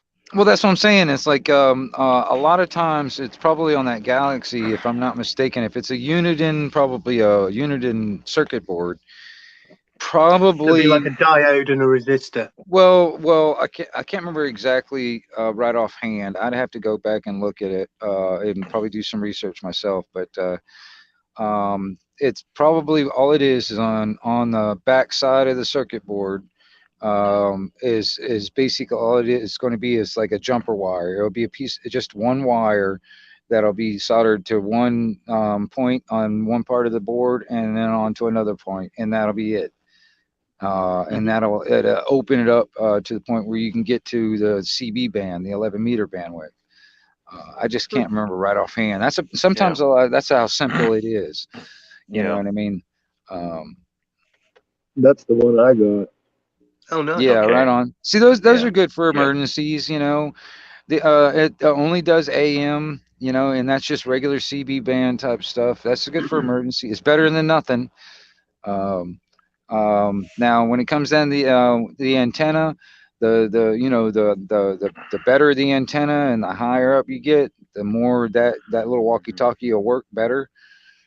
Because even though that is like this, it's not going to push out a lot of wattage. So you're not going to get out very far unless you got a better antenna. 'Cause it Yeah. really- Oh, that was another question I was with. If I kick that thing up on high, 55 watts, what kind of range should I expect? Or do you have a clue? It depends on where you are, like conditions also. In my Okay, like yeah. like if you got a lot of if you got a lot of big buildings around you, or you're like in the woods where you got a lot of trees that are really high Yeah. up, that are, you know what I mean, that'll do Okay. it. You know, since you're in a vehicle, um, like if you were up on a hill and you didn't really have a lot of trees around you and stuff like that, you get out a lot better. Like for instance, so like if I was to park my vehicle and next to one of these boat ramps down here, where down by the bay, and, you know, shoot, I'll bounce that signal right across the bay and I'll get out real good. You know what I mean? Yeah. Okay. But you know, it depends on the conditions on that end of it. And then but you know, the amount of wattage that you're doing also, that Galaxy, I think if I remember correctly, it only has AM mode, so I don't think it has like sideband and FM and all that other stuff. I don't think it does. If I remember correctly, I can't remember. Right it does have FM. It's AM and FM, and it has talkback, echo. Okay. NB analog, and it's got the 40 channel selector, and then it's got 6 secondary channel selectors. Okay. All right. Yeah. All right. Just on the AM mode. Okay. This is, you're talking about running it through an amp also, right? It does have a 55 watt linear on it. On the radio itself, or just yes, on the radio itself. Yes. Okay. Okay. It looks like a air cooled engine on the back. It's got fins. Yeah. Yeah. That's the heat sink. It basically that's the heat sink for the finals itself. You know, the finals are right up against that heat. It relieves the heat. That's another thing too. If you get to the point where you start talking on the thing a lot, those heat sinks will start heating up. And that's to relieve the heat from the finals itself. Yeah. A good like idea. Yeah, a good idea if you happen to be like the type that talk on it a lot and you get long-winded, and a good idea is to have a fan blowing down on that heat sink to keep them cool. It'll help because heat is a killer to a lot of that electronics and stuff when it comes down to the finals and stuff like that. Yeah. So yeah. I mean, I've had all kind of Cobras and Midlands and stuff. I'm an old truck driver, but this is the first time I've ever had anything with any. I'm trying to get more power, right? But I don't. I'm not driving right now. I had an accident and busted my back up, and I want to try to get into where I can talk again and see. I'm hoping to go back to work within the next couple of months. Next thing you know, you'll be setting it up in the house like me right here, you know. Yeah. Well, I would like to get it set up where I can put it in my truck once I get back to driving. Right. All you need is a power supply and stick your aerial somewhere, I suppose. Yeah. To do it in the house. Yeah, that's all that's all I can. I mean, right now I got everything on batteries, but yeah, that's exactly what you can do. This is a mobile radio, and I just got it set up here in the house. I got a regular, like a house antenna. It's one of those Mako 5.8 ground planes sitting on top of a tower about 40 foot up. So I mean, you know, that's what I'm using, and I'm just using just the radio. I'm not even running this through an amplifier at the moment. Oh, okay. Yeah, I mean, I'd like to eventually. I don't know. I've been through quite a few amplifiers over the years. Hell, I probably got a pile of old amplifiers sitting in my back room back there, and just various reasons why they don't work, that kind of thing. But I'm doing pretty good. Actually, like this morning, conditions were so good. I made 3 contacts to Germany this morning. Oh, You wow. know what I mean? Yeah. But I'm on sideband. I'm not on AM. AM. That's another thing too. When you're on AM too, if you're running it through an amp, I was sitting there thinking about it. It's like you don't want to overdrive that amp. Also, that's another thing too. Trying to lower the wattage that you're pushing out of the radio into that amp to where you're not overdriving it. On the low side, it puts out like 5, I think, 5 Mhm. watts. Do you know On how the- much you're pushing out of the radio all by itself? No, this is just on the watt meter. Yeah. I checked it on the low and the medium and the high to see if it was actually producing what it was saying. And Okay. and it actually does say 5 watts, and then on the medium side it says like 20 something maybe. Okay. Oh, am I on? Did I get muted? No, Nope. no, I know. I Oh, heard okay. All right. Well, I had a phone call come in, and I dropped it so I could keep talking. you. Yeah. But and then on the high side it's like 56, 57. Okay. I'm telling you, man, with conditions right, man, you can, get out pretty good. That's another So- thing too. If with the actual atmospheric conditions, that's another thing you have to take in consideration. Mhm. Not only your physical conditions, like buildings and trees, but the atmospheric of what's going on. Like next thing you know, if the skip conditions are good, you're not talking just locally. You're talking out of the Oh. state. You know what I mean? Have you ever got Russia? Oh, okay. I was thinking this had skip talk, but it's talk back. Yeah, talk back. That's talk back. That's so you can hear yourself. Oh, So okay. so you Okay. can hear your own voice. But no, skip. That's basically that's conditions. That's like your natural, like atmospheric, Oh, like okay. tropospheric ducting type conditions and shit like that. That's like right now we're see the sun goes through 11-year cycles. Mhm. Every 11 years it pushes off a lot of solar flares. When those solar flares come in contact with the ionosphere of the planet and stuff like that, it pushes all these radio signals a lot further than they usually are.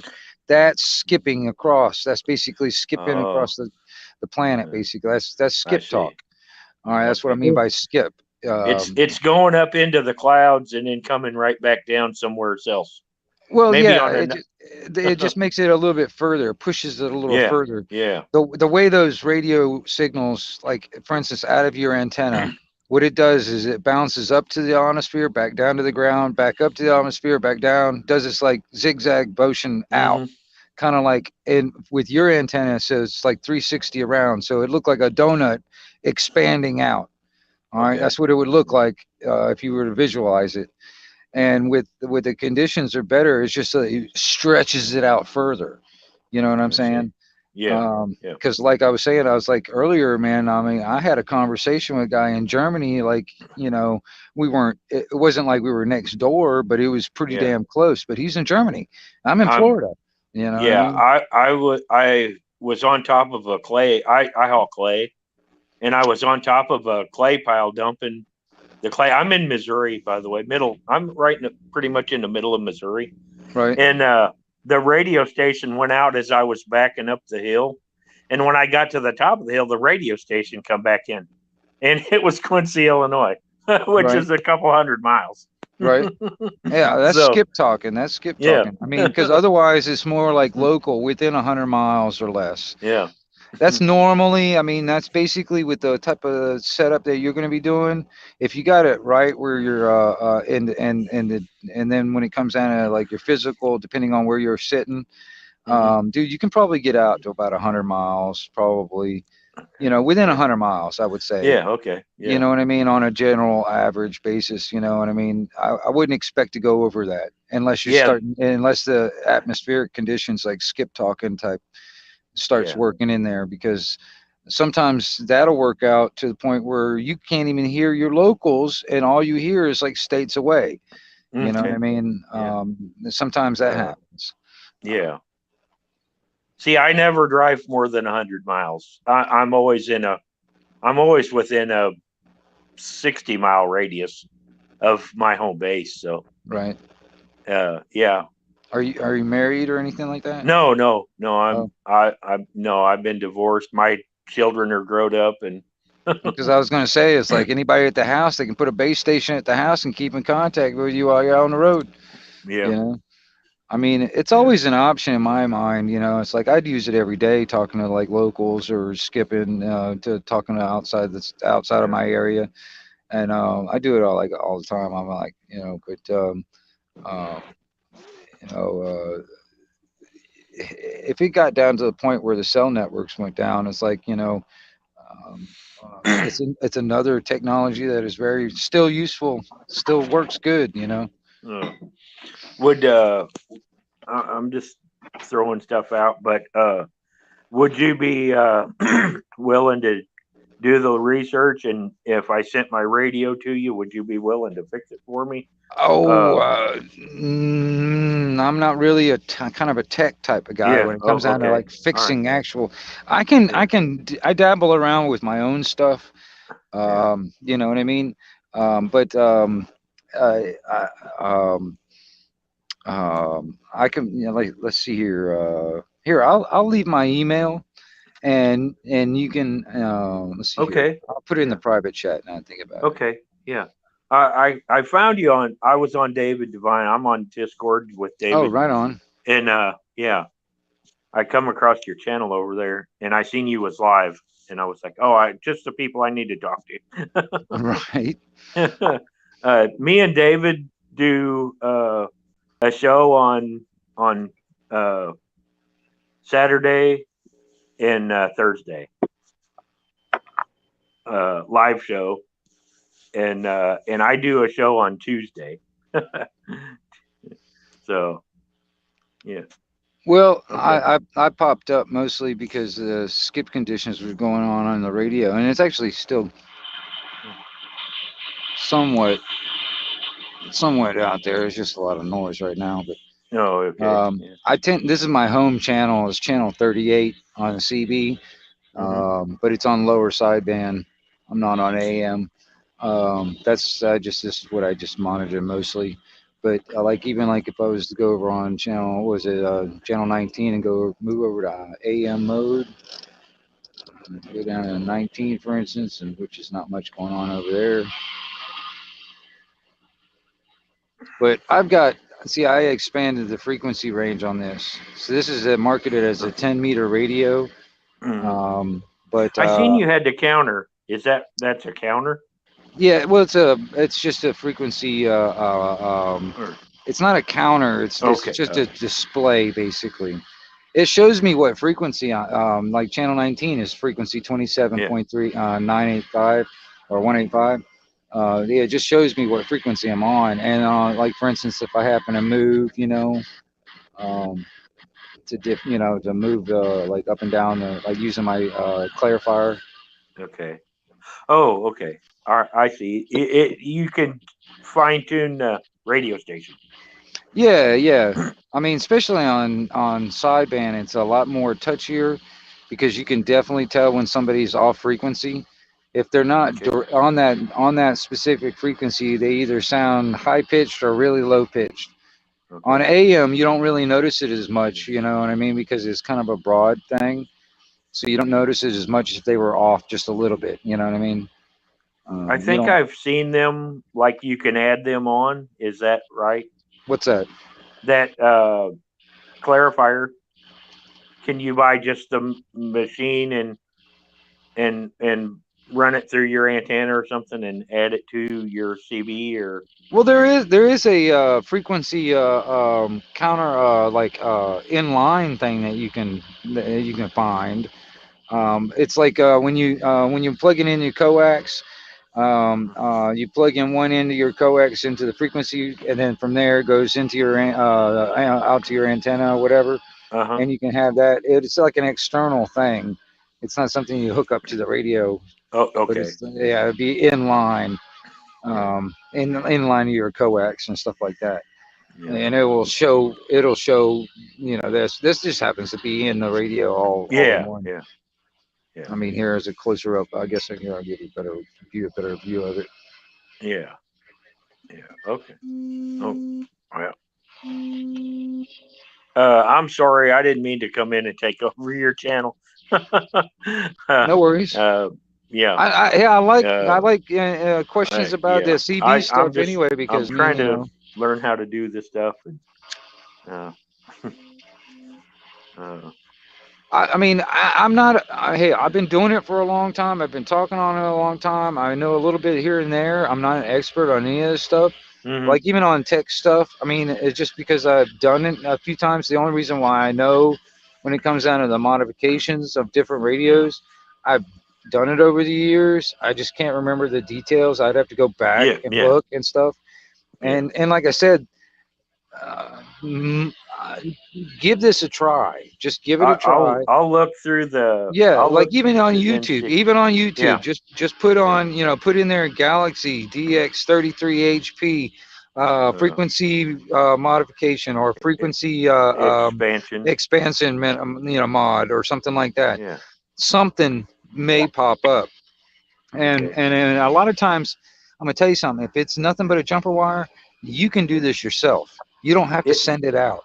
Yeah, if it shows, it's really simple. Yeah, if it shows like step by step, yeah, I could go to. I mean, would you trust yourself with a soldering iron? That's what I was gonna say. I could go buy a soldering iron for $15 or $20, and I mean, yeah. Do you think you're skilled enough to sit down and actually solder a wire on a? Yeah, if it's not like you were saying, like a fleck of pepper, if it's something actually feasible, yeah, I think I could do that. Yeah, I'm pretty sure that Galaxy is not going to be the new surface mount board. Okay. I can't remember right offhand. No, it's okay. I appreciate your time. Yeah, I will definitely look into it, because if I can do it for 20 or 30 bucks, hell, $50, I'd do it. Yeah. Yeah, I mean, honestly, it's sometimes, man, it's really easy. Like I said, it's like like the old Galaxies, the old Uniden boards and stuff like that, the circuit boards. A lot of times, that's all it was. Is either a jumper wire or removing a resistor. That was all it was. Okay. And that'll open it up to where you got all the basic channels that you got, all the basic frequencies and channels that you got now, along with 11 meters.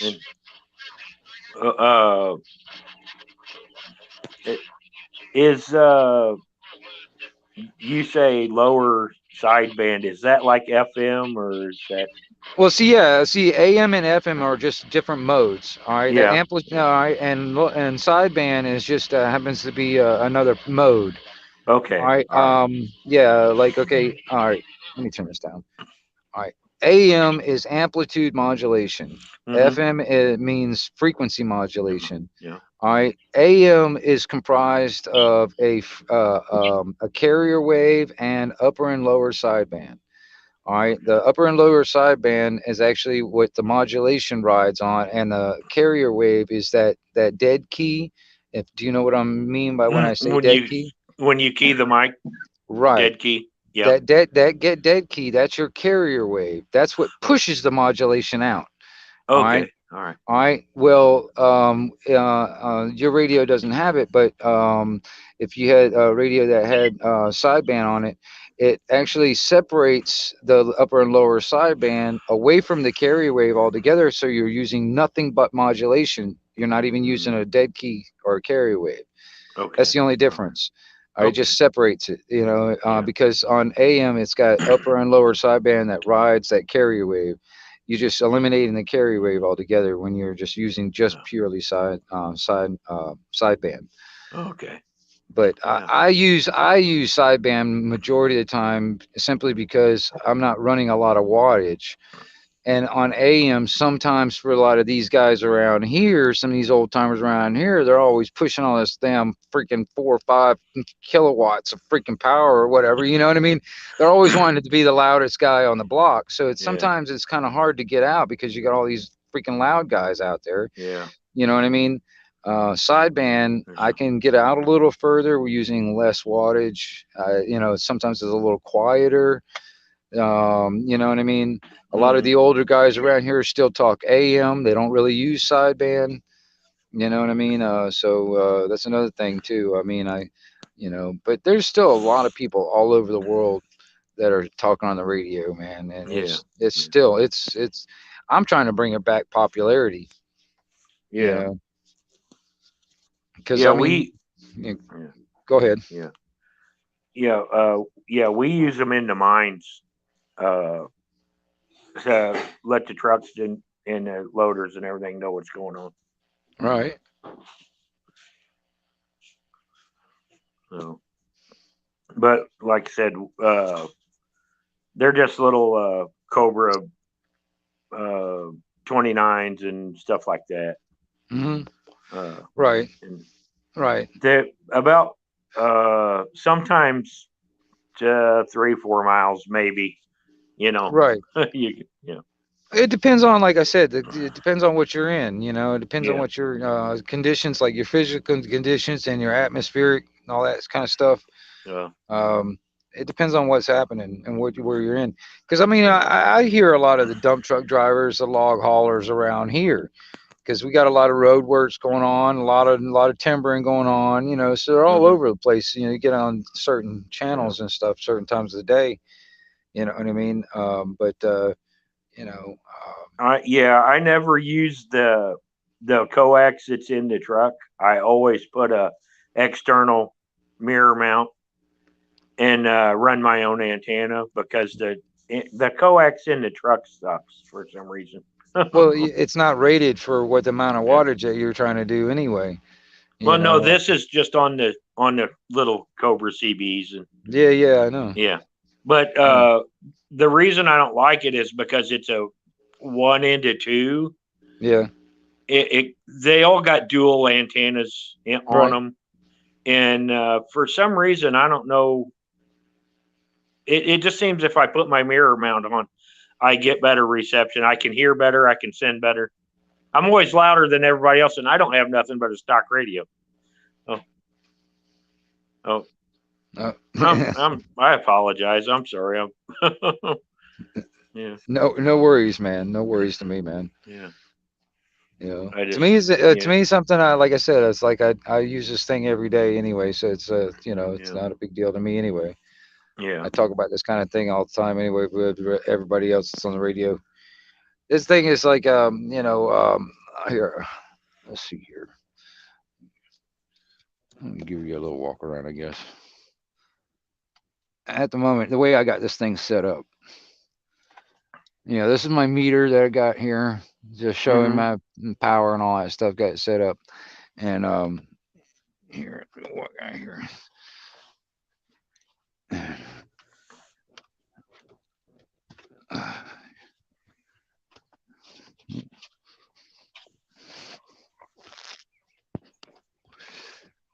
That is the tower up to the. You're what, 30 feet? No, I'd say it's about 40 foot to about right there. About 40, 45 foot to about right there. So I mean, you know, and that's a Mako 5/8, just regular ground plane type antenna. So that's like, you know. Okay. And then I also got a beam. This is my beam, but I don't really have it hooked up at the moment. I need to do some fixing on it. This is my beam. Oh, okay. All right. Yeah, it's a 3-element Joe gun. It needs to be higher, and I need to do some more work on it because I'm missing a gamma batch on the vertical side. Oh, okay. And so it's nothing but a horizontal. But and this is something I did on my own also. You know that PEX water tubing. You know what I'm talking? Yeah. I actually covered my coax in that. Oh, wow. I put my coax on the inside of that so the sun won't break down the coax and all that stuff. Okay. All right. Yeah. Good idea. Yeah. Yeah. And this is another thing too. If you happen to do something, that's another thing too. When it comes down to your vehicle, now I don't have a radio in the moment, but this is what I've got for an antenna at the moment. Okay. Yeah. And it's a mirror mount type of a bracket. Mm-hmm. But I'm probably going to change the position because I don't want it here. But that's what Yeah. I've got at the moment. And Yeah. but I don't like magnet mounts for some reason. But I've never had really good magnets, evidently. But I want to. That Wilson is a magnet mount. Yeah. Yeah. What I mean, is it a single magnet or is it 3 magnets? I don't know. It feels like it pulls about 40 pounds, maybe. Well, I mean, no, is it one single magnet or is it 3 separate magnets? You can't see it. It's in the base. Okay. Well, okay. So it's probably just one single. What I'm saying is like they got these magnet mounts that's 3 circle magnets in a triangle formation. Oh, okay. All right. Yeah. Yeah. No, it's not one of them. No. Oh, okay. It's just a single magnet. Okay. Yeah.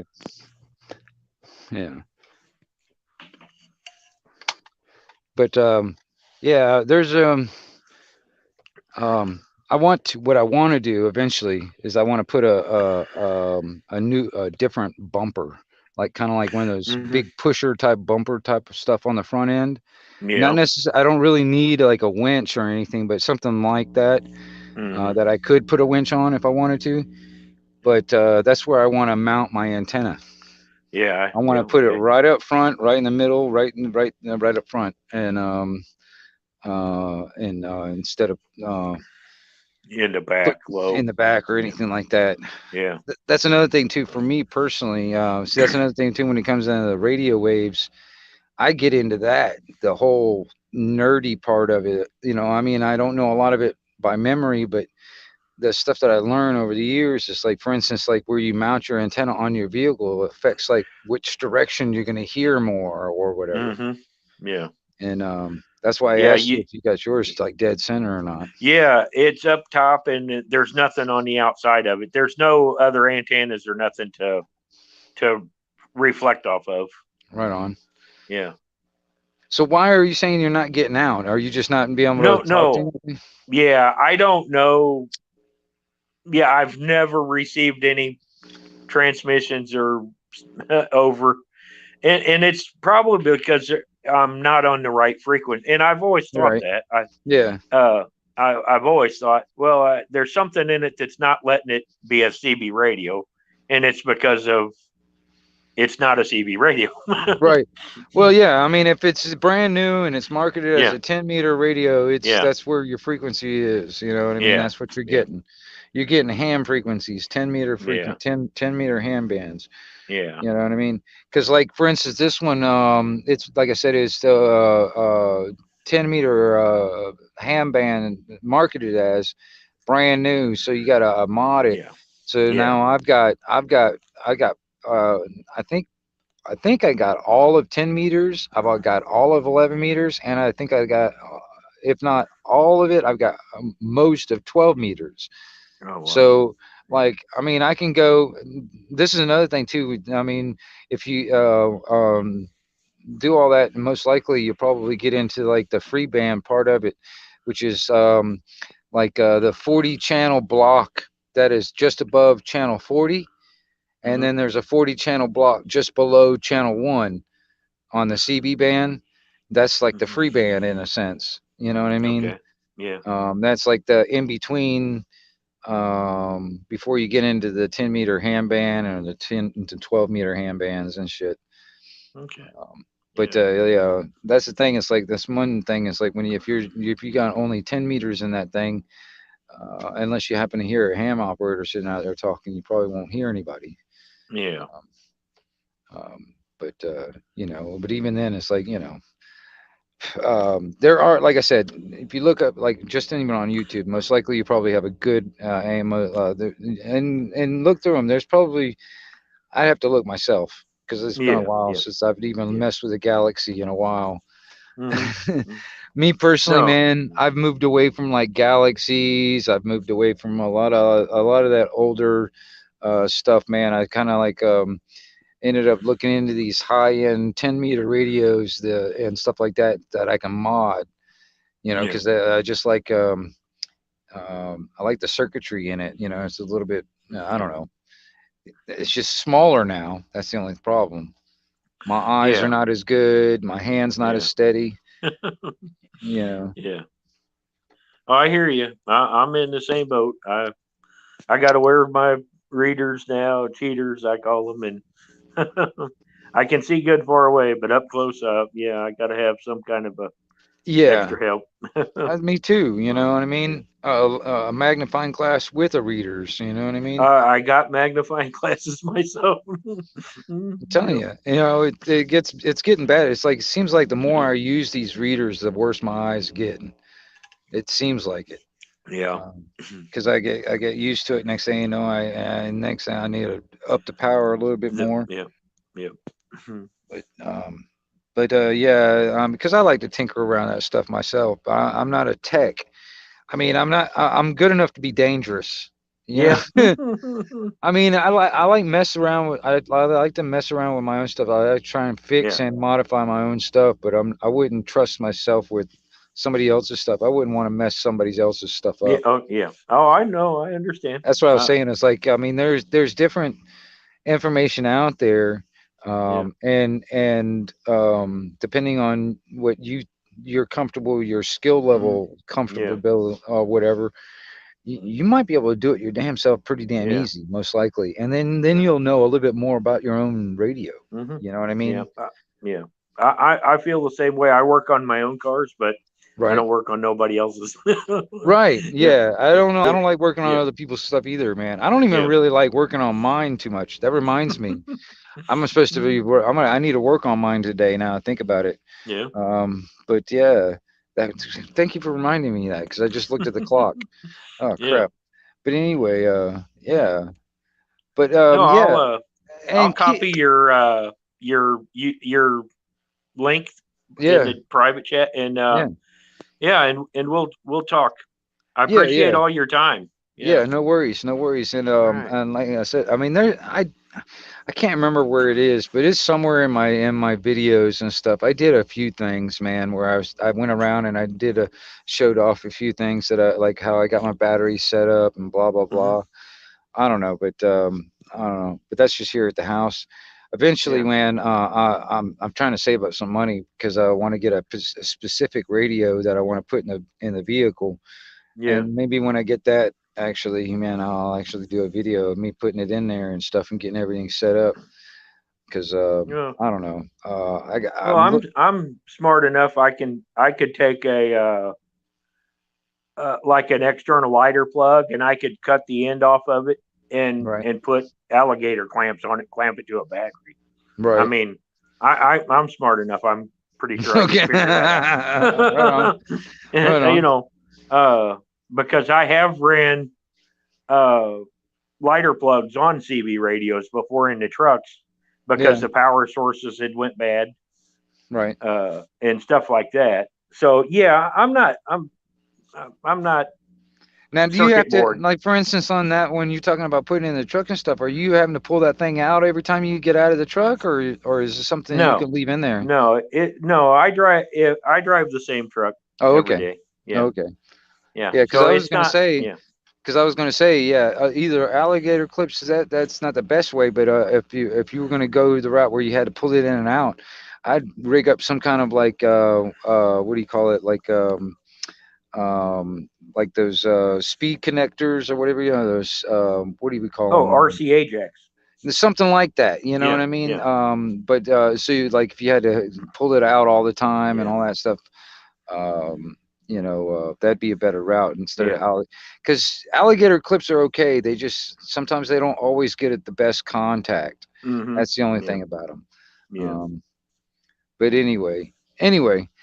I'm gonna have to get out of here, man. I appreciate the conversation too. Man, me too. I feel smarter just talking to you. Well, I mean, hey, like, feel free to come, like, for instance, on the CB stuff. For sure. Because sometimes, like I said, I can get all kind of nerdy and geeky about it, because like it's stuff that I use every day anyway. And I'm not the best teacher, but I can tell you like Yeah. how I do things and this Cool. and that, and maybe that'll help. You know, Yeah. because I mean, you know, even just different antennas and stuff like Sure. that, like even on the Yeah. vehicle. Now those like the one you got, it's I know people that have used them and stuff, and I've heard some pretty good reports on them. So it's a good antenna, you know what I mean, and all that stuff. But there's all kinds of other stuff, to other options and stuff. Like you putting something on a mirror mount. What kind of are you putting the Wilson or whatever on that? Or? No, the antenna that you got on the back of your vehicle, Yeah. I have one like that. Oh, okay. That I intend to put on it. Okay. Yeah. I like those, man, because they end up being a little shorter too, you know, versus like a 102-inch whip, you know what I mean? Yeah. Not you're not hitting every damn thing along the way as you're going down the road. Yeah. That's the one good thing about that. If you'll give me just a second to go into the private chat and copy your link before you drop off, I would have. Well, put it this way. Yeah, no worries. I'll just go ahead and end the stream, and you can just stay here in the back room. Dang it. No, you stay here in the back. You don't have to go anywhere. Just stay right where you're at. Stay right where you're at. I'm just going to end the stream, but we'll be back here in the back room. We'll just not be live. Oh, right? okay. So okay. just don't go anywhere. Just stay right there. Okay. Thank you.